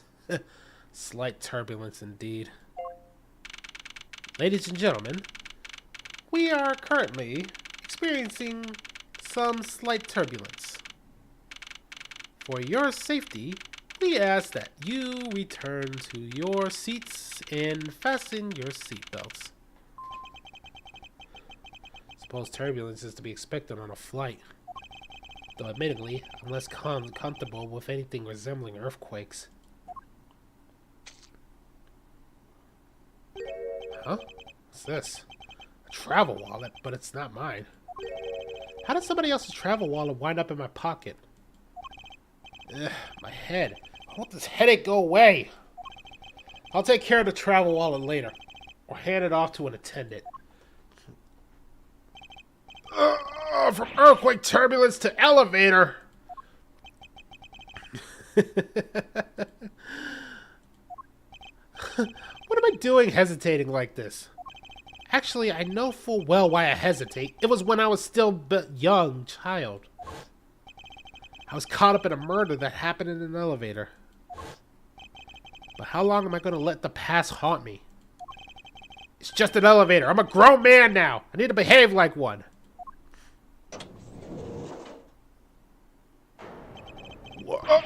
What in the... What in the world happened?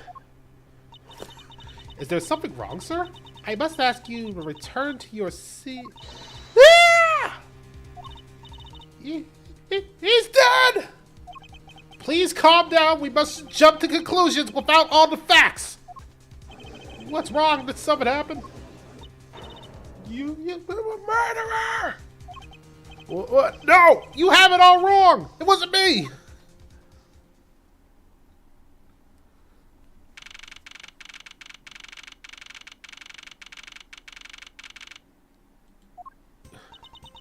Everyone, I am sorry to interrupt, but I have an important announcement. I am one of your flight attendants today, Rhoda Tenero. Fortunately, we just had a minor incident on this plane. An accident? Don't treat us like we're stupid. Caught a glimpse and it was a murder. What murder? What's going on with this flight? Everyone, please calm down. There's no reason to panic. This flight will stay on course and make its scheduled landing. We are still currently in the middle of a rough patch of turbulence. So until we are out of this area of turbulence, I ask that you remain seated. But somebody was killed, right? I mean, what about the killer? Let me off! Please, there is no need to feel threatened. We have already apprehended the culprit. I ask that everyone please remain calm. What the heck is he talking about? Why should we remain calm? My name is Miles Edgeworth. I am a prosecutor, and I assure you I am not the killer. Being a prosecutor doesn't make you incapable of murder, buddy. Now you listen here. I am not the killer. I simply found the body. So you say, however. I am sure that you are the perpetrator of the crime. I swear on my honor as a professional flight attendant. Oh, is that right? I know what I saw. And there is even very strong incriminating evidence to back me up. What kind of incriminating evidence is she talking about? We've already alerted the proper authorities at our destination. Until we land, you will remain in our custody by the power vested in our captain. I'm very sorry, but please understand our situation. Your situation? I'm more concerned with mine and the direction it's going in. I'm not about to just sit idly by while I get accused of murder. Miss Tenero, isn't it? Yes. I was wondering if I might give me a chance. A chance to do what? A chance to plead my case. And a chance to ask what you mean by incriminating evidence just now. To accuse a passenger of such a grave crime without allowing him to give a proper defense. Can a professional flight attendant decide if you really call that action righteous? You have a point.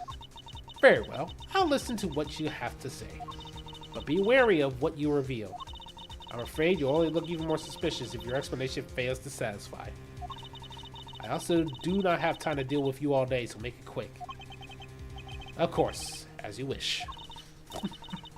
Good? Very well. Let's get started. I know for a fact I didn't kill that man in the elevator. What I don't know is what sort of evidence she has up her sleeve. But I'm certain it doesn't fit how the crime really occurred.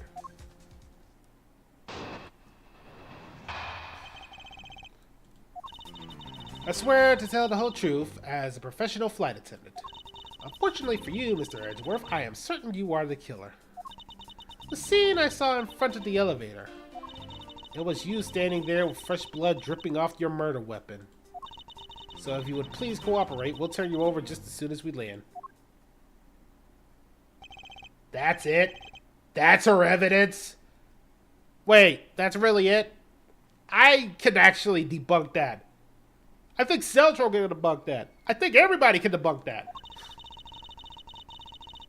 I think you would ask for more perfect witness testimony. Wouldn't you agree, Mr. Edgeworth? Not really. It's hardly perfect when there's a gaping hole in there.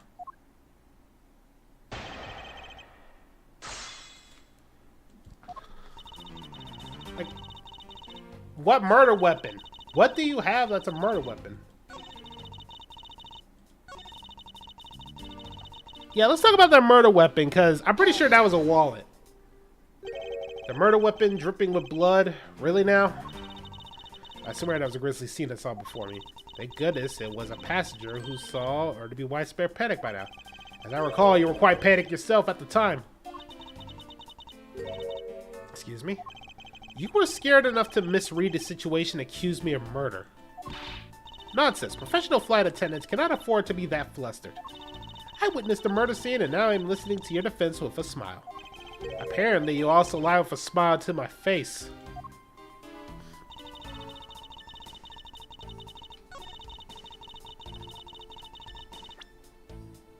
Yeah, this is apparently the murder weapon that you're talking about. Objection! Miss Tenero! Well, what is it you're yelling at me for all of a sudden? Ugh, force of habit! Well, it doesn't matter.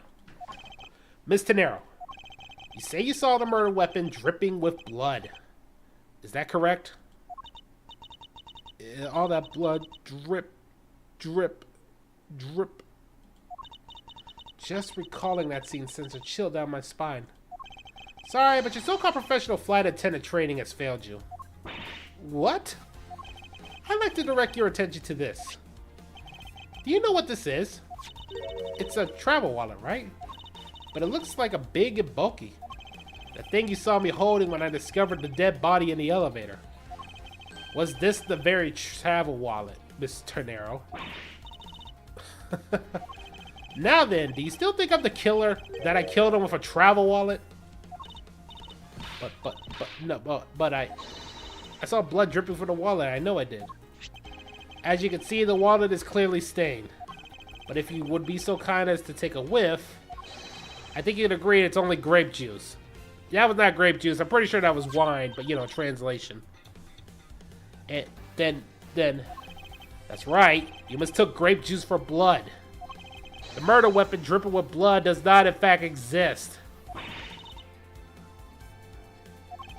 There. That should clear up the pesky accusations.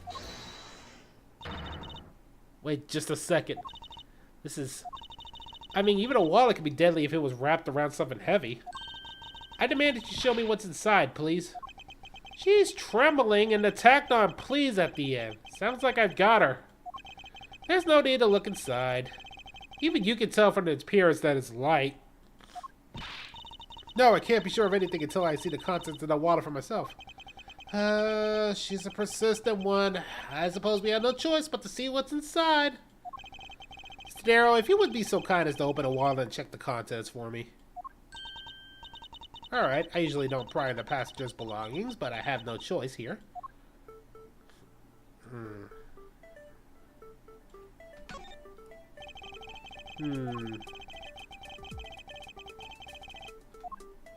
Alright, let's open this up.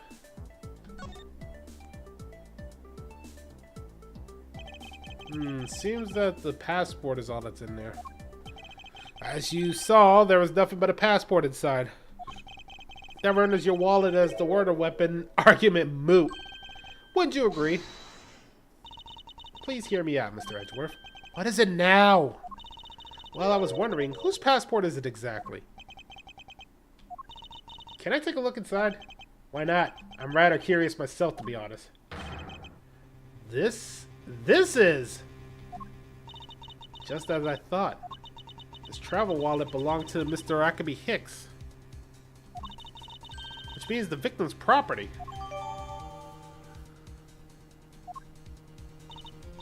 You stole the victim's wallet? Didn't you? How dare you? You said it yourself. You claimed to be holding the wallet in your hands when I found you. Perhaps I did misconstrue the wallet for the murder weapon, but it seems that I wasn't wrong about who the culprit is. As you claim, the murder weapon is not the travel wallet. However, it is something you stole from Mr. Hicks after you were done with the vile deed. I find it hard to believe myself, but your motive was simple. You were out to steal Mr. Hicks' money, weren't you? So even though I didn't have the murder weapon on me, you still suspect me. You stood up at the crime scene with the victim's wallet in your hand. How can I turn a blind eye and not suspect you of foul play?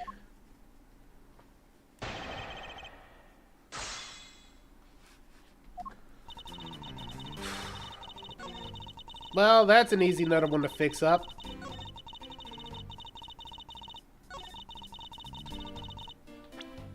Did you take a look at the crime scene? Objection! I wonder if I might get a word in, Miss Tenero. What is it now? Miss Tenero, I wonder if you noticed the contradiction within your own testimony. What are you talking about?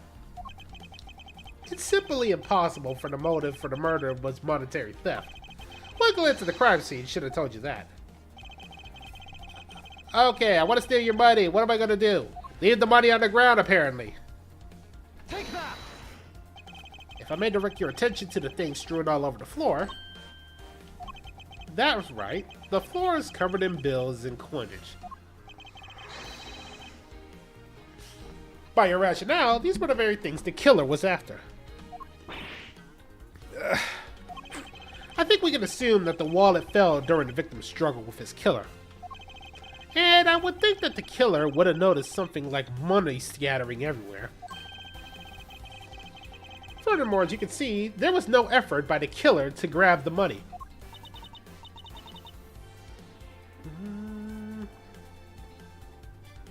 But the wallet. Objection! Ah, yes, the wallet. You will also recall that the only thing in Mr. Hicks' passport. If you are really insisting that I was the crime based on greed, then you're claiming that it was all from an empty travel wallet. I forgive. Alright, let's just get me off of these handcuffs. I pretty much just prove I'm not the murderer. Are you saying that the attendant's wrong? So that the guy isn't the killer? Don't believe it, everyone. It's a trick. Will you all please be quiet? Mr. Darrow. Yes? You lost your cool when you saw the dead body. Plus the lounge was dark, and looking into the light from the elevator, it's easy to see how you just took the wallet in my hand for a murder weapon. I take no offense to that, at the thought that you thought I was the killer. Mr. Edgeworth.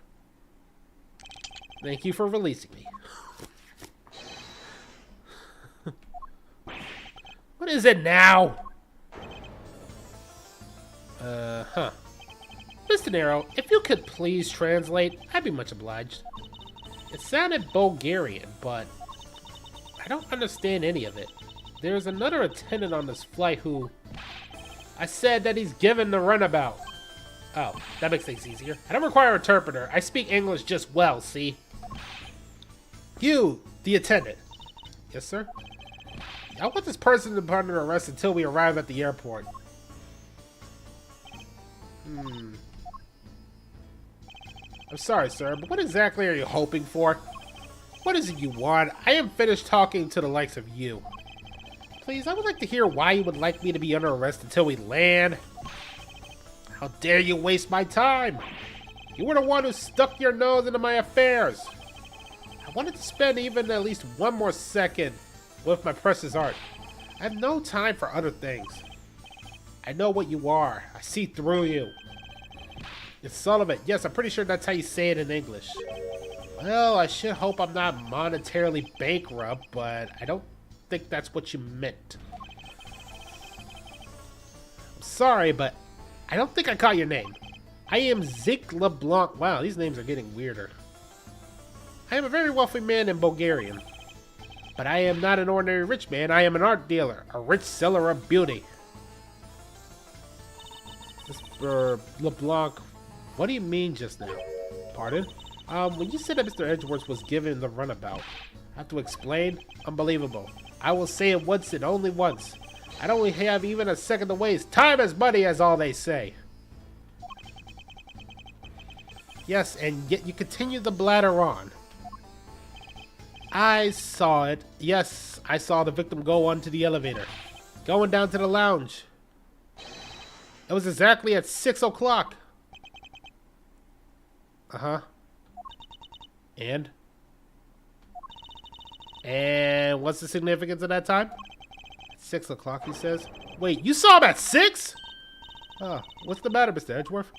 You understood, I see. Mr. Lieutenant, what time did you discover the body? It was a little after the patch of turbulence. I would say 6:15.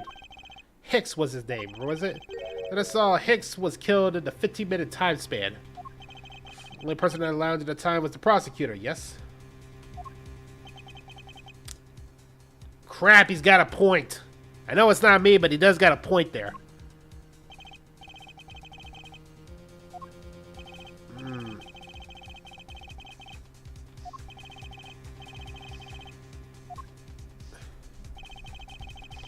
Our passengers have an alibi, so you have no problem with them, I suppose. He does? No complaint, I see. Not a single word against this, right? I have no way of discounting what you have put forth at this point, but it wasn't me. Oh, so you say. But do you have what you say in evidence? Mr. Edgeworth, are you really the culprit after all? Mr. LeBlanc, I suppose you are quite certain in what you saw, enough to give testimony? Of course, I was looking at the man the whole time. He was playing with that annoying little small machine the whole time. Machine? Yes, that's what you people call it in English. It's making me crazy with the click, click, click. From what the description, it sounds like he was some sort of small computer. I believe what Mr. LeBlanc is talking about is a cell phone. I have to say that I did see him play with it quite a bit myself.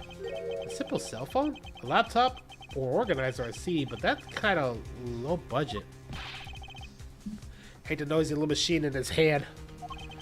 Not a fragment of beauty. All it produces is ugly sounds. Anyways, I know what I saw. Mr. Tenero. I was wondering if I might be granted permission to examine the crime scene. What? You want to examine the crime scene?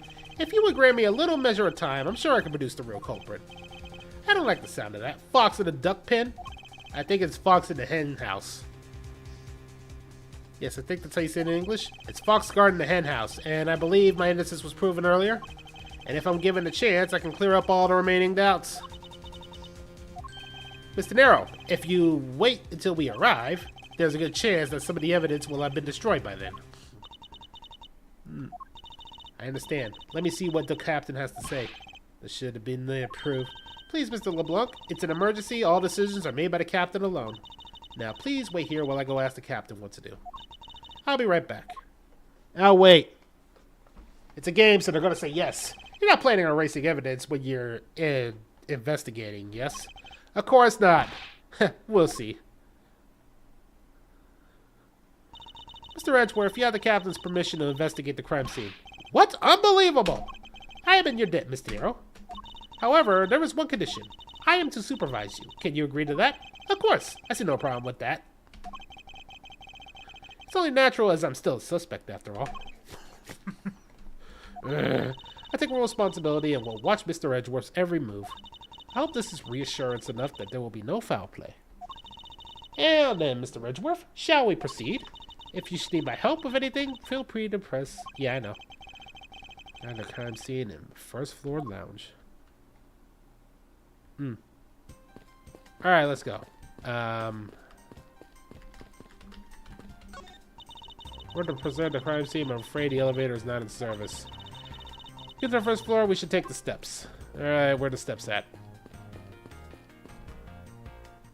There we go.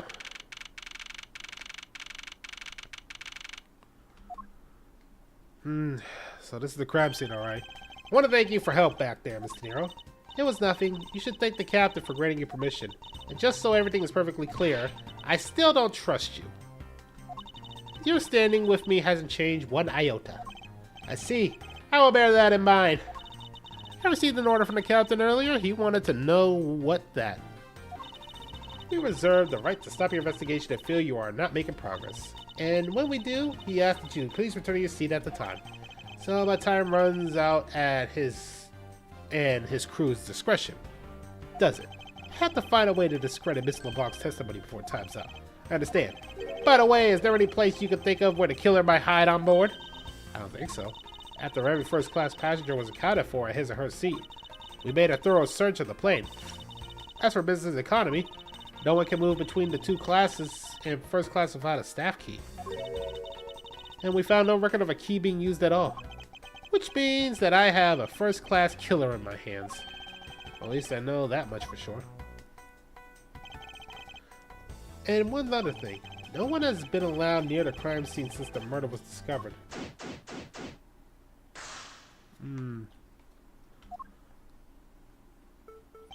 Now then, let's get started. But where should we start from? Let's start with Mr. LeBlanc's statement. The crime occurred between 6 and 6:15 a.m. During the interval, the only person in the lounge was myself, which would make me the prime suspect. However, since I did not kill Mr. Hicks, it means that the killer was around somewhere. If we are to believe what you say is true, then yes. The first order of business would be to gather information to win your trust.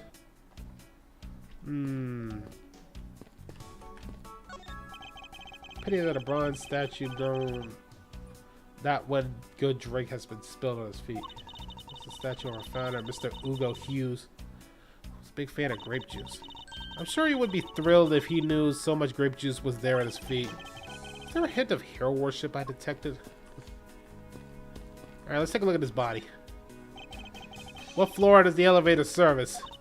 Only the first and second, although it can also go down to the cargo hold. However, that requires a flight crew key. So the only floors accessible to passengers is the first and second. We'll rest until everything's been inspected. Oh, we got something. What is this sinister looking statue on the floor? That's the piggy bank of our company mascot, Captain Ugo. It's just one of many pieces of merchandise we sell in our in-flight shop. You know, it's been a while since I ever actually been on a plane for a while, and I've always been on like the economy. I always thought like first class was some fancy lounge, and then I found out it really wasn't. Bank is a limited edition and it's so popular that we're down to our last one. You have an in-flight shop? Yes, it's just beyond the lounge to the right. The shutter to the store is closed at the moment, but it was open the whole flight until Mr. Hicks' body was discovered. There's blood on here. Could that have been a murder weapon? I wonder what was hanging off this lanyard. Something missing from this picture. Now if I put my finger on it. Oh, I didn't mean that. Let me go back.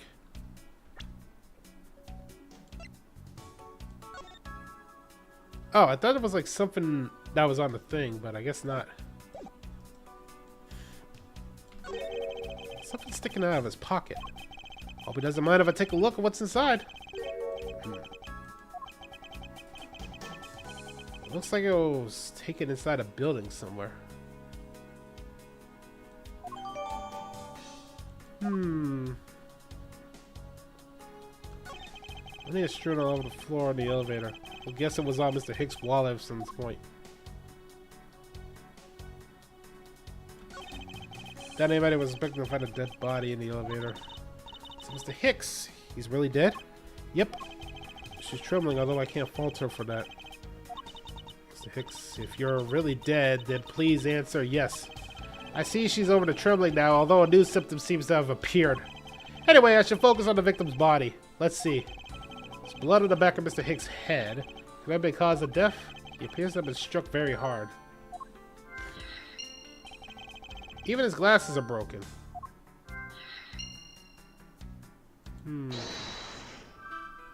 So it would make sense that...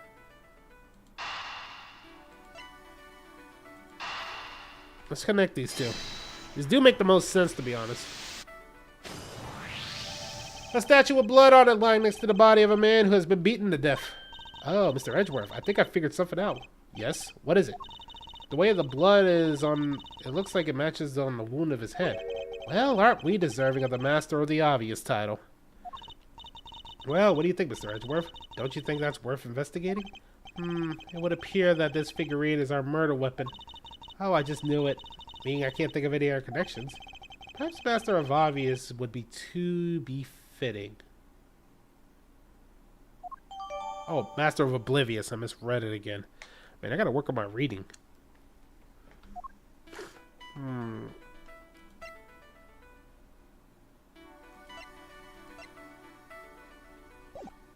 Let me take a look around some more. I think I'll find everything I can on this area. But that being said, there is something that's like bugging me about this. Eureka! Mr. Hicks' machine is nowhere to be found. His machine? His cell phone, Miss Tenino. So I guess because it's not here, yes, I think we can safely deduce that the killer took it.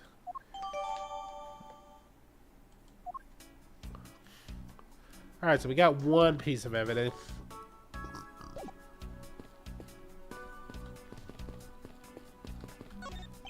These bottles and glasses must have been broken by the turbulence. Why a bit of broken glass? Please be careful when passing through the area.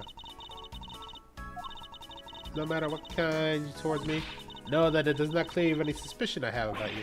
I wasn't warning you for the sake of clearing my name.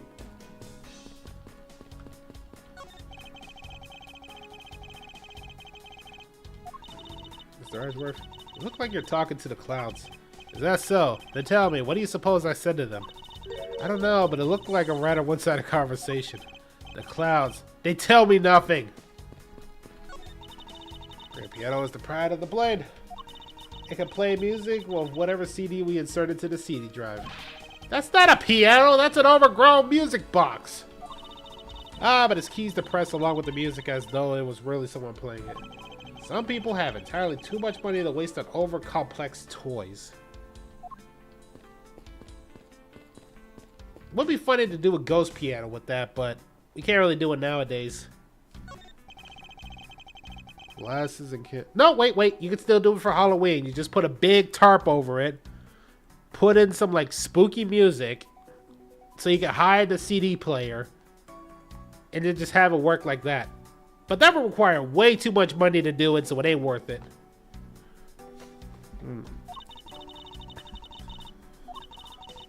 Terribly embarrassing, but I thought it was an earthquake for a second. And I frantically started searching for gas valves to shut off. I guess the shaking of the plane was bad enough to be mistaken for a real earthquake. Not that I would know since I was unconscious for most of it.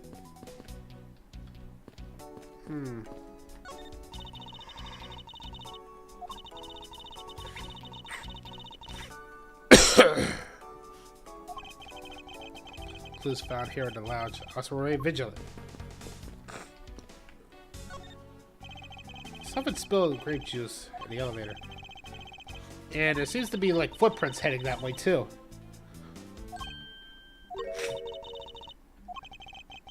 Some very important evidence. Yeah, it's obviously the footprints. Take that! They're a little smudged, but I think we can both agree these are footprints. So you think, yes, these belong to our killer. Oh, then maybe we should check the shoe size of everyone in first class. I don't think that will be any help to us. Unfortunately, the prints are too smudged. They will make it hard to get a definitive match. Oh, I see. I think what I need to do is...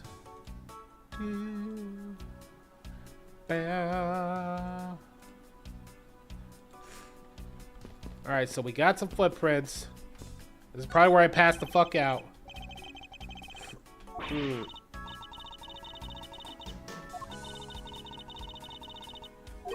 It was.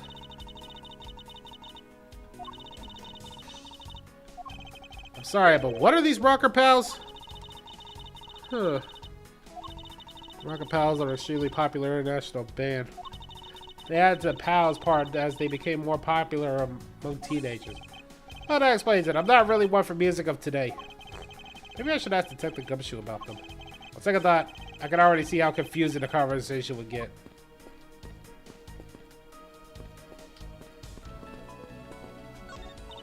Door leads to the flight attendant's room, but please understand that it's off limits to unauthorized personnel.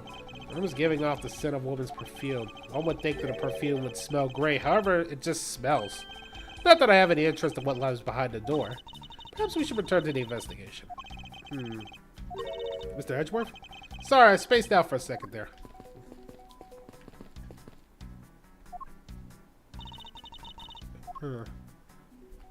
You notice anything weird?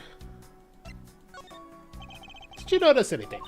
I was wondering whose footprints those are next to the elevator. I'd say the killer, wouldn't you say? Even if they aren't, I'm sure they're a vital crew. Well, maybe there are other clues waiting to be found in other places. Come on now, Mr. Edgeworth. Let's go find them together. A word of advice, nobody likes a credit thief, so stop stealing my line. I was wondering, if you noticed anything, Mr. Tenero? Wait, why do I keep calling him Mr.? Miss Tenero. I can't help but notice the sad atmosphere here. It's a rather tragic crime. I'll say. Robbing the poor man after bludgeoning him to death? Talk about rubbing in the salt. I can't forget someone who would just do this to a passenger of mine. I swear as a professional flight attendant that I will capture the culprit with my own hands. And I promise as a prosecutor to solve this case with logic and deduction. I should get over all the ever leads I've got. The key to solving this lies in the intersection of my logic and evidence.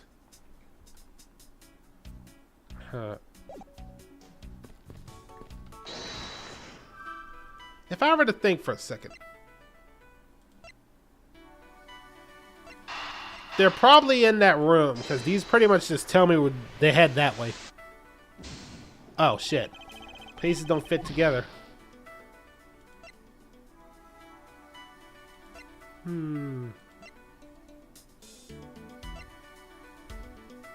That's not it. If I had to guess. Wait.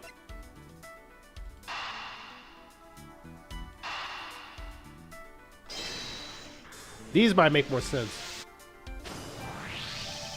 True, there wasn't anybody else in the lounge other than myself right before the turbulence. But if the killer was in the elevator alongside the victim, then that's a different story.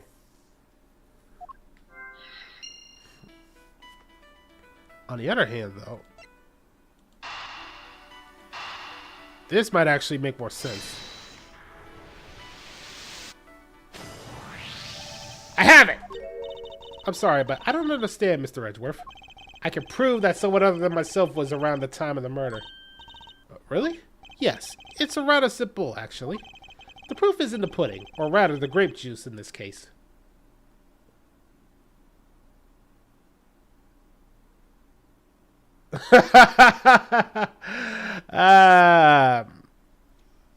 Oh, they always had it. It's like, you really didn't expect that? That's like not expecting there to eventually be a game where you just play as Virgil. But yeah, there's actually 2 of them for the Miles Edgeworth stuff. I mean, are you that surprised they did a Sherlock Holmes one? These footprints here confess to me this very fact. That someone exited the elevator, alive. Seeing as how the victim is dead, that would mean a second person. But couldn't the footprints be from Mr. Hicks himself? But if you look at our victim's shoes, you can see the soles are spotless. Which means Mr. Hicks wasn't alone in the elevator. In fact, it's quite the opposite. There was actually one other person inside the elevator.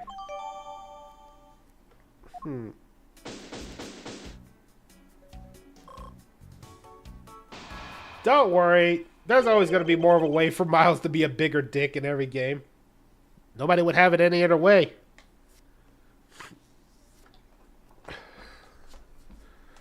What's going on over here? Oh, it's this guy. Unforgivable. This is unforgivable. Do you understand what I'm saying? The movie is late. It's the same level of bad as the planes are late. But the movie... What? I will not talk to you anymore. You're just wasting my time. What is the matter, Mr. LeBlanc? Is there no emergency? Please return to your seat. Do not tell me what to do. I need not sit down. Well, Mr. Prosecutor, did you prove you are innocent yet? If you would like, I will prove my innocence to you right now. What nonsense! Are you saying my eyewitness testimony is mistaken? Not mistaken, merely that there is room for doubt. I'd be more honored if you could please tell me what you saw in detail once more. Fine, suit yourself.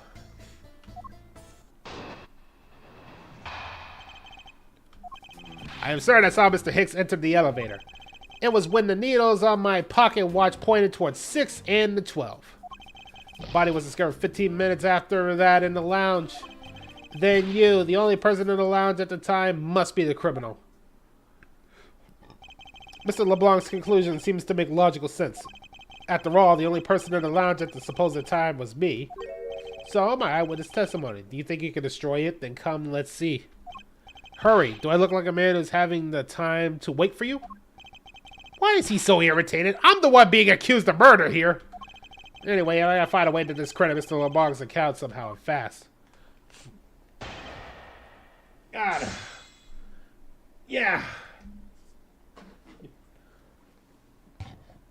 There's actually a little bit more games than you expect.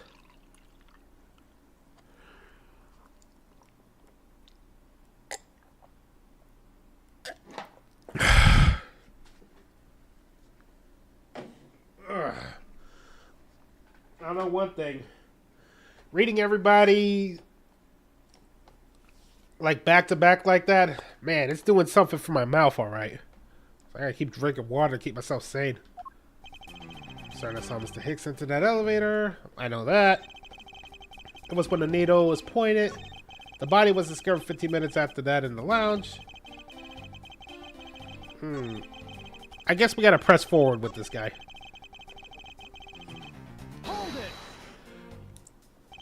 I assume the pocket watch in this case is the one you keep checking, is that correct?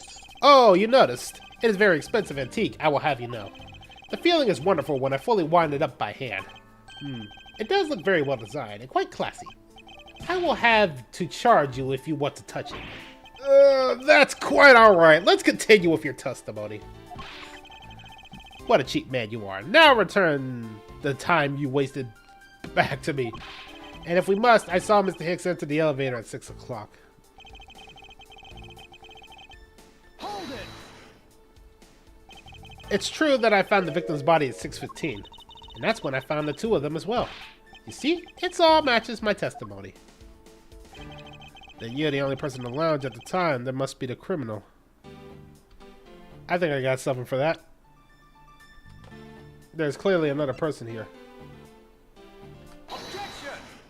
Oh, no, wait, wrong one. The testimony just now and this piece of evidence, and you cannot believe how much time I just spent here. You will have to pay for a piece of evidence. Well, no, stop! This is an invaluable piece of evidence. If you do not know how to use it, then give it to me. We'll try to use it for you. I know how to use it just fine, thank you. I just made a tiny error. Hold it! That is the most mistaken way of thinking I've ever heard. No. You silly opinion is what is mistaken. Please calm down, the both of you. In a sense, you're both mistaken. Well, if this isn't the pot calling the kettle black, then I don't know what is. Certainly has a lot of confidence in his testimony. If push comes to shove, I mean to press him for more information. Oh yeah, I never did ask if it was by himself. Mr. LeBlanc, were you able to get a good look at the inside of the elevator at the time? Of course I saw what was inside. And you sure that the victim was in the elevator alone? Yes, the only person inside was Mr. Hicks, man. The last outfit might be a little too important. Only person inside I think that's where I'm supposed to present that thing. Objection! There we go. Mr. LeBlanc, what is it? There is a very glaring contradiction in your testimony. What do you mean? Please take a look at the area in front of the elevator. There are spilled grape juice. Yes, and will you admit that you also spilled it with your blood? No, it spilled itself during the turbulence. But the interesting thing here is the set of grape juice footprints. Footprints? Yes, the ones that lead from within the elevator to the lounge itself. It's evidence that proves that someone other than Mr. Hicks entered that elevator alive. Oof. There must be another person in the elevator with Mr. Hicks. Now then, I'm done playing games. Why don't you tell us the truth? Can you please translate for us?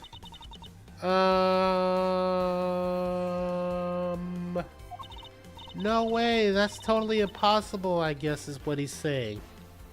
Oh, great. Now I feel tired looking at this girl. No way, that's totally impossible. I know there was no other person. I saw it with my own eyes.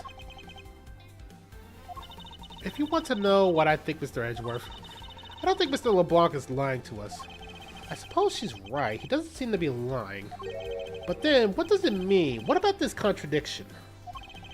Mr. LeBlanc, please just once more, will you recall the details of what you witnessed for me?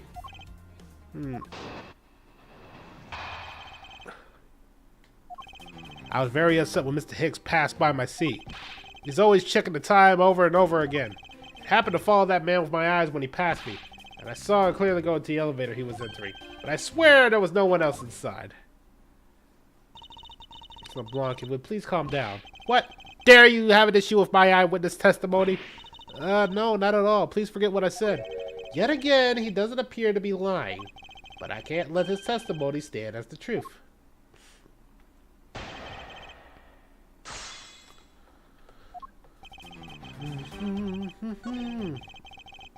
That's what's kind of confusing me. What is he checking his time with? Why are we so attentive to the time? Because something unforgivable was happening. Come to think of it, you were yelling about something unforgivable earlier. I was giving a complaint to the attendant about the movie starting time. Return back the time and money. You understand the point? Movie? Is he talking about the in-flight one that's mentioned in the magazine? A summary of the plot and its start time.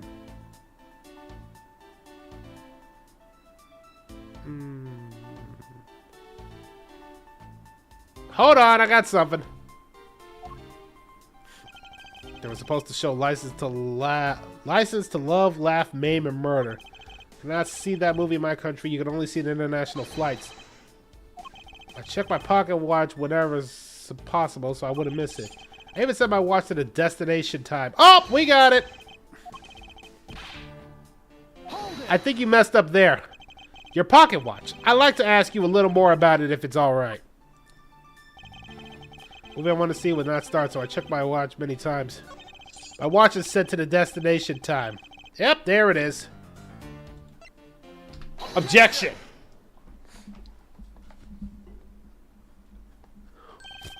Mr. LeBlanc, you just said now in your testimony. I even set my pocket watch to the destination time when I come aboard. Now, if your watch has been set to our destination's time zone, it would mean that your watch is displaying the time of our destination. Yes, and the correct time is worth its 6 cents. I would like you to take a look at this. If you believe the Sky magazine, clocks on the flight run according to the time zone of our departure time zone. Of course, the movie schedule was also created with that in mind. Mr. Darrow, for confirmation's sake, what time zone is the flight aligned to right now? Well, we made a short stop at the transfer point. That's right, it was in a small Asian country, the Republic of Zhengfa. But we didn't readjust on our outboard clocks at that time. So right now, we'd still be running on Bulgarian time. What? The time difference between Bulgarian and our destination is 9 hours. In that case, it's only natural that your watch would be out of sync with the schedule. Furthermore, with your analog watch set to our destination time, it would appear to be running 3 hours fast when compared to the flight's onboard clocks. It also changes everything about your testimony. And you can bet 1,000,000 cents on that. In light of the information, it means you saw Mr. Hicks 3 hours prior to 3 a.m.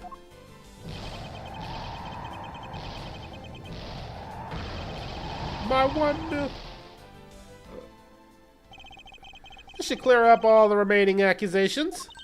So this basically widens the time frame for the time of death, right? Yes, because Mr. LeBlanc saw the victim enter the elevator at 3 a.m., it means that the time of death could be anywhere from 3 to 6:15 a.m. The question is now, where was Mr. Hicks during that span of time, and what was he doing? I got something to say. And you are? Yeah. Oh, I'm Chamomile. I'm a flight attendant. And what is it you want to say? Well, I think your story's a little different from how I remember it. What do you mean, Cammy? I saw Mr. Hicks sitting in his seat at 5 a.m., you know. What? How can you be so sure of that time? Oh, that's right. He pushed his call button when we were parked at the transfer point. The flight will be making a brief stop to refuel and transfer cargo at the Republic of Jingfa 4-5. We ask that all passengers remain on board at the time. Thank you for cooperation. At the stop, we made a refuel and cargo transfer. Yes, it was from 4 to 5 according to our clocks. And during that time, did any of the passengers leave or did any new ones board this flight? No, not a single person got off or on Jingfa. What about the flight crew? The few who were handling the cargo transfer might have temporarily gotten off and on, but eventually everybody, including Cammy and myself, came back on the plane. So basically, I can assume that no one left or got on since our initial takeoff. Interesting. I should keep that in mind.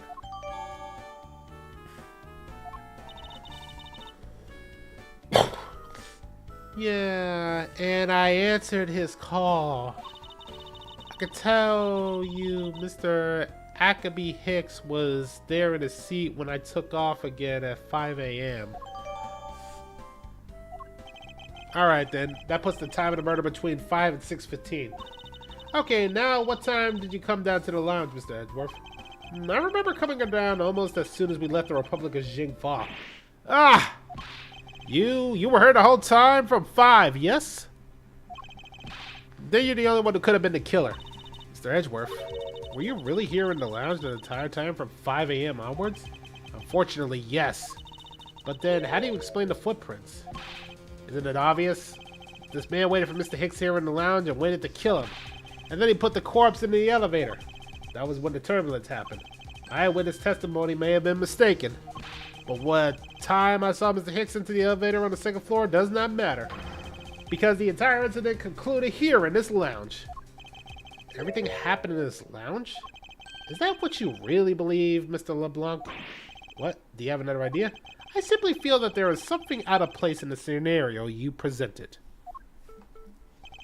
Is there something that can tie this crime to a location other than the lounge?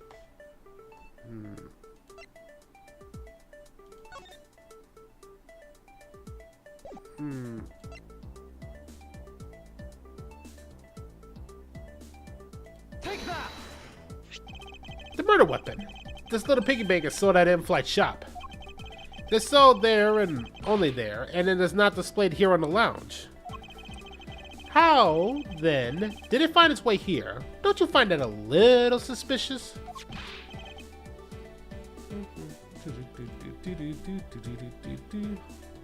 Such a trivial point. It only means you prepared it, taken it from the shop before coming here. It doesn't prove you were innocent at all. Is there no way to win with this man? If I may, what is it? You see, well, it's just Mr. Edgeworth says. Oh, and what do you know this as well? Well, it's just that the piggy bank was there in the shop. I saw it with my own eyes. And when was this? It was maybe around 5:40 a.m. Isn't that just before we hit the patch of turbulence? That's right. You were in the shop just before the turbulence? Yes, I was. Come to think of it. Mr. Nero, when I found the body, I believe you came out of that door. Yes, I did. And what is beyond that door? That's the flight attendant's room. Then you were on the first floor? Yes. I had to do something at the shop and in the flight attendant's room. So I went to the shop first and then to the flight attendant's room. Are you saying you passed by me at some point? Yeah, you seem really into the issue of Sky Magazine you were reading at the time. I don't suppose you noticed me walking by. I vaguely recall someone walking by, but I didn't take notice of who it was. Anyway, Piggy Bank was definitely there at the shop when I went there. Why did you go to the shop in the first place? I went there for a work-related matter. Work, you say? Yes, the upkeep of the shop also is one of my responsibilities. Why did you not say anything about that until now? Is what I want to know. In any case, I believe it's clear that the shop needs to be investigated as well. Shall we head over there, then? What is it now? Aren't you forgetting something, Miss Rhoda? Don't you need the captain's permission to check the shop? No, I haven't forgotten. But I have asked him permission to search the entire plane. So I think we're all right. Huh? That's weird. What is it? Well, I just talked to the captain, see? And he said that he didn't give you permission to do anything like that at all. What is the meaning of this, Miss Tenero? I mean, she's lying. Go on, admit it that you are. You said you had permission to search all over, but you don't, and yet here you are. You flight attendant, what are you trying to do? Pull the sheep over us? The captain's calling for you, Miss Rhoda. Oh, but don't worry. I already got permission to search the shop from the captain. See, unlike you, I do things right away. Mr. Nero, why would you do such a thing? Please excuse me. Looks like I get to be in charge now. Please go back to your seat, Mr. LeBlanc. Now then, Miss Edgeworth. If you would follow me, I will be your guide from now on. There's something about Miss Tenero that has piqued my curiosity. But right now, investigating the in-flight shop is my top priority.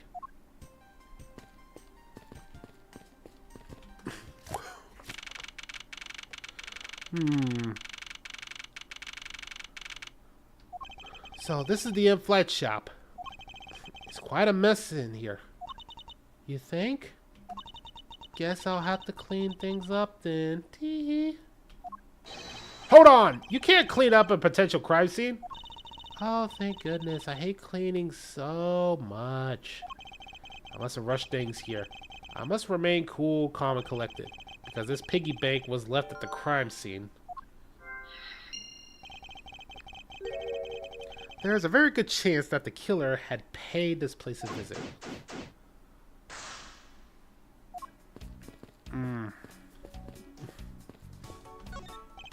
The glass from this display case door is shattered all over the floor, and it looks like there's nothing on display inside either. Actually, I think there's something. What is this? A mini captain's hat?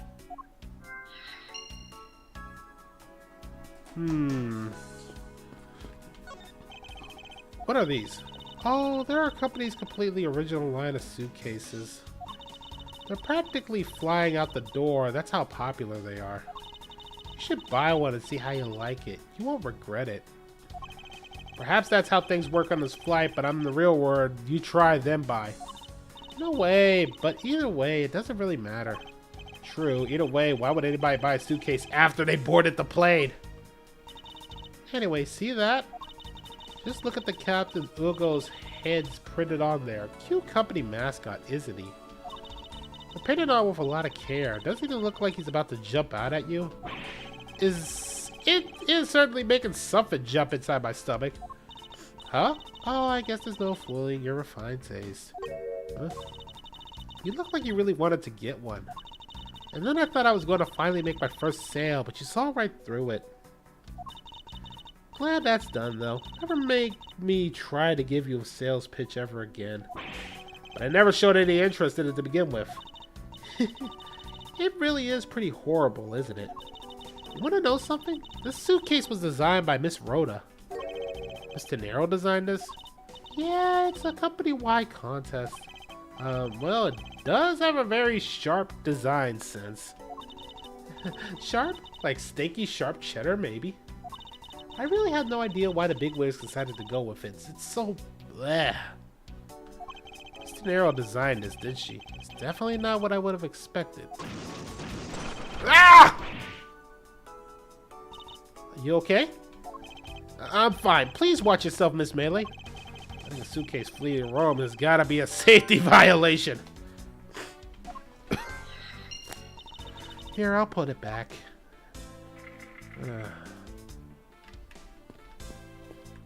Alright, I gotta figure out where to... Stuffed toys just like the one Miss Melee is holding on display here. They're relatively cheap, which explains why they're displayed so haphazardly. How about it, Mr. Edgeworth? You know you want one too. They're great for when you're stressed. Why do I envision stuffed animal abuse when she says that? There are all kinds of luxury name brand merchandise for sale in this case. And they're lined up just in this manner as to scream, "Buy me!" to any passerbys.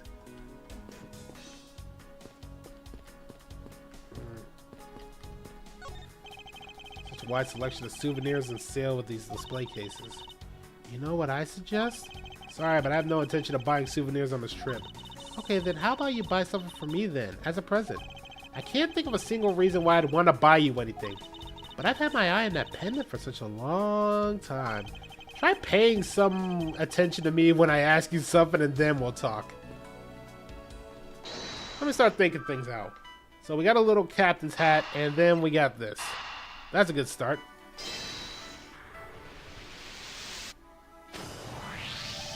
The hat probably used to be on the piggy bank's head. Let's give it a shot.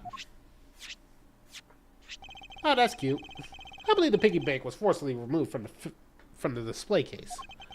Does that mean that the killer broke in the glass to get to it? Yeah, really? Don't tell me you didn't know that things go where in this shop. Well, I don't. Miss Rhoda is in charge of this place. So come on, how should I know anything? I sense that further inspection of the display case is needed.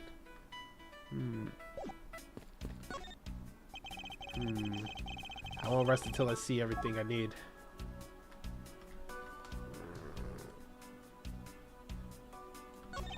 The glass on the door is broken. Perhaps it was the killer who broke it in order to take the piggy bank.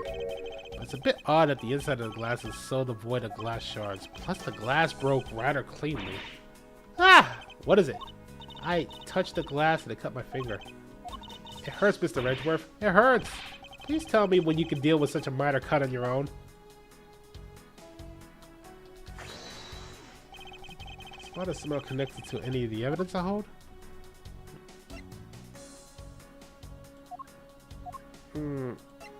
Probably this. There's definitely something unusual about this. About what? The killer had broken the glass to get to the Captain Ugo bank. There should be shards of the glass inside the case itself. Oh, I see, yeah. I guess it'd be like that. However, there's not a single piece of glass inside the display case. Nope, not there is. Which means that the glass was broken from the inside out. The piggy bank must have fallen over from the turbulence and right through the glass. Yeah, that's for sure. There's so much glass all over the floor. I'm willing to bet that this hat was knocked off its head at the time, too. Eh? That's nice. Which leads me to believe that the killer took the Captain Ugo bank from here after the turbulence.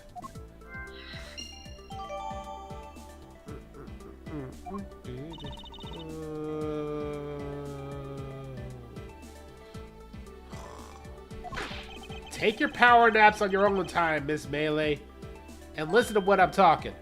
What? But the murder occurred before the turbulence, which rules the piggy bank out as the murder weapon. So you mean the bank's not the real weapon? It's a fake? At this point, yes. There's a very real possibility. But then what if when the killer went to take Captain Ugo, they broke the glass by accident? The display case is locked, so that's highly unlikely. Yeah, but there's one person who could have. Oh, and who would that be? Miss Rhoda, of course. I mean, she's the one in charge of this place, so she has the keys to everything. Miss Rhoda Tenera, huh?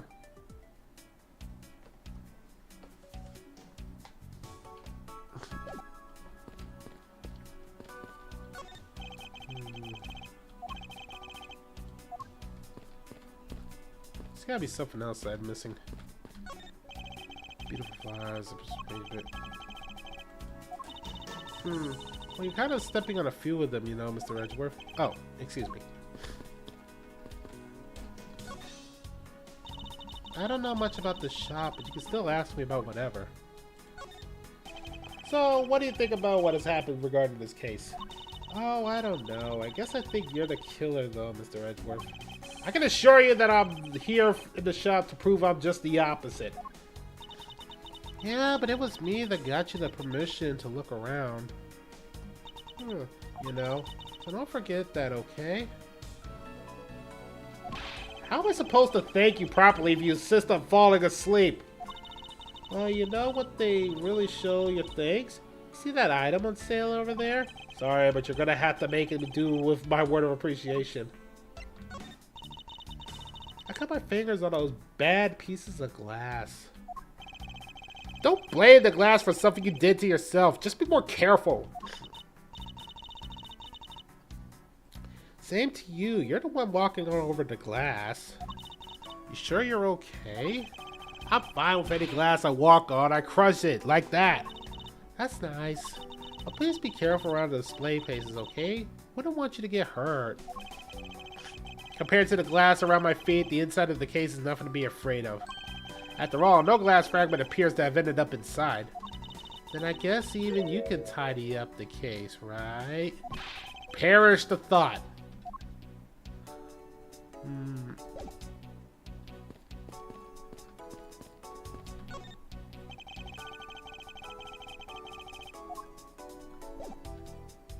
So what am I missing? I think I've checked everything at this point.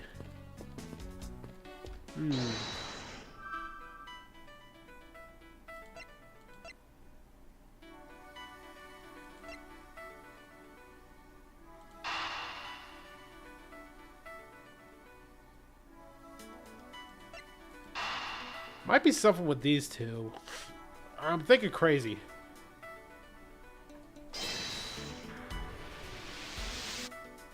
Oh, there's something. Yes, there is definitely something wrong here. What? What's with the sudden yelling? Tell me, Miss Bailey, don't you think something strange about these suitcases? Oh, well, sure. They totally ooze strange, like the color and the such. That's not what I'm talking about. Now pay attention. Ah, you're scaring me, Mr. Edgeworth. Sorry. These suitcases are lined up a bit too prim and proper. Yeah, they look a bit uptight, don't they? But I guess they take after their creator. Again, that's not what I meant, Miss Bailey. Don't you find it unusual that these cases are the only things undisturbed by the turbulence? Never mind, I sooner find an answer by inspecting these suitcases myself. Upon close inspection, they really are quite hideous. I wonder how Miss Rose would have reacted if she heard you say that. What's wrong? She makes a good point. It would be wise of me to watch what I say out loud. What's this? Something that's not quite right. It's unusual about the suitcases. Simple, there's nothing stopping them. Take that! There's something very peculiar about these wheels. Huh? As in, there are no stoppers in the place. Without stoppers, one would think that the turbulence would have sent it flying. And? And so it's highly likely that the suitcase was placed here after we hit the turbulence. Let's take a closer look at it, shall we? Alright, open up! Appear to be unlocked. Let's take a look inside. Piece of cloth. And it's soaked in blood! Ah! It's blood! It appears that the suitcase is very strongly tied to our murder after all.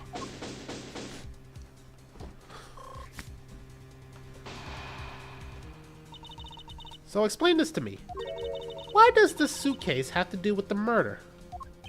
I believe it's pretty safe to say that the killer used the suitcase in some manner. Such as to move something, perhaps? But aren't we just talking about the cloth then? That alone is too small. A larger item would be needed to move what I'm thinking of. The thing I believe that you could do is... Take that! A body.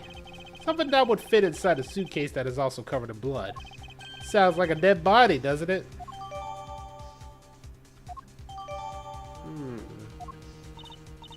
But, in light of this, I'd say Mr. Hicks was moved into the elevator from someplace else. This means that the murder was committed in an entirely different location. So you're saying that after moving the body into the elevator, the killer brought the suitcase in here and just left? Exactly. What is it? Nothing, just that. I was thinking about what Miss Rhodes said about coming here for something. Excuse me, Mr. Edgeworth. I wanted to give you a bit more time, but I'm afraid I wasn't able to convince the captain. Very sorry, Mr. Edgeworth, but the captain feels that he has allowed you ample time. He says that he appreciated it if you could wrap it up and return to your seat. I understand his sentiments, however, if I'm not allowed to complete my investigation, the crime scene may be contaminated by the time we land. If I must stop, then I shall insist I be allowed to oversee the preservation of the two sites. Under your supervision, of course. Is that your only condition? Then I believe we can accommodate your wishes. I'm here to assist you in any way that I can, Mr. Edgeworth. Sounds like fun. We can camp out and watch over everything together. I found proof that the real crime scene was not in the lounge, and I have enough evidence to prove myself to be innocent of any wrongdoings. And yet, regarding what Miss Bailey reminded me of Miss Tenero, I can't allow myself the investigation to end here. The truth must come to light.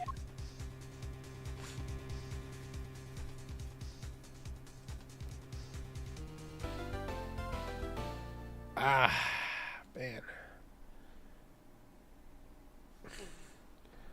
Hang on a second.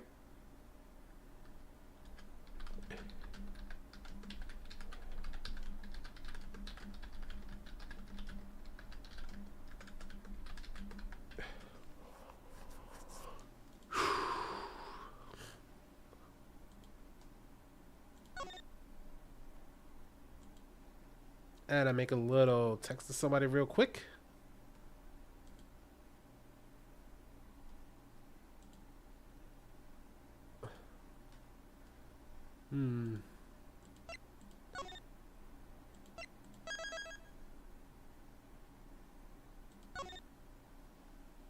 Alright, everybody, I'll be right back after something real quick.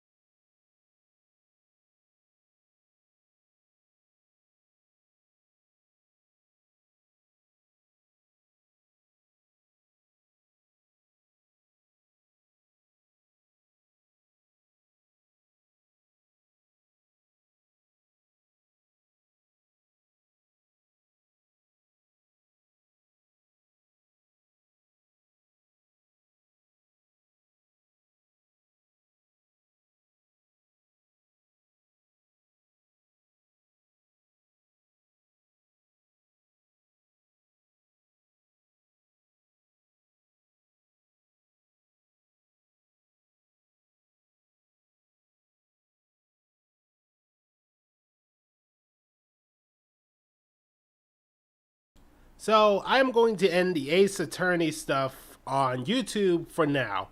For now, we are going to set up for Mischief Monday. So the Twitch stream will still be going on. However, for everybody on YouTube, thank you for popping in. Have a good one. And if you're still interested in watching the stuff, join me over on the Twitch channel. And I will see you all next time as we set up for Mischief Monday.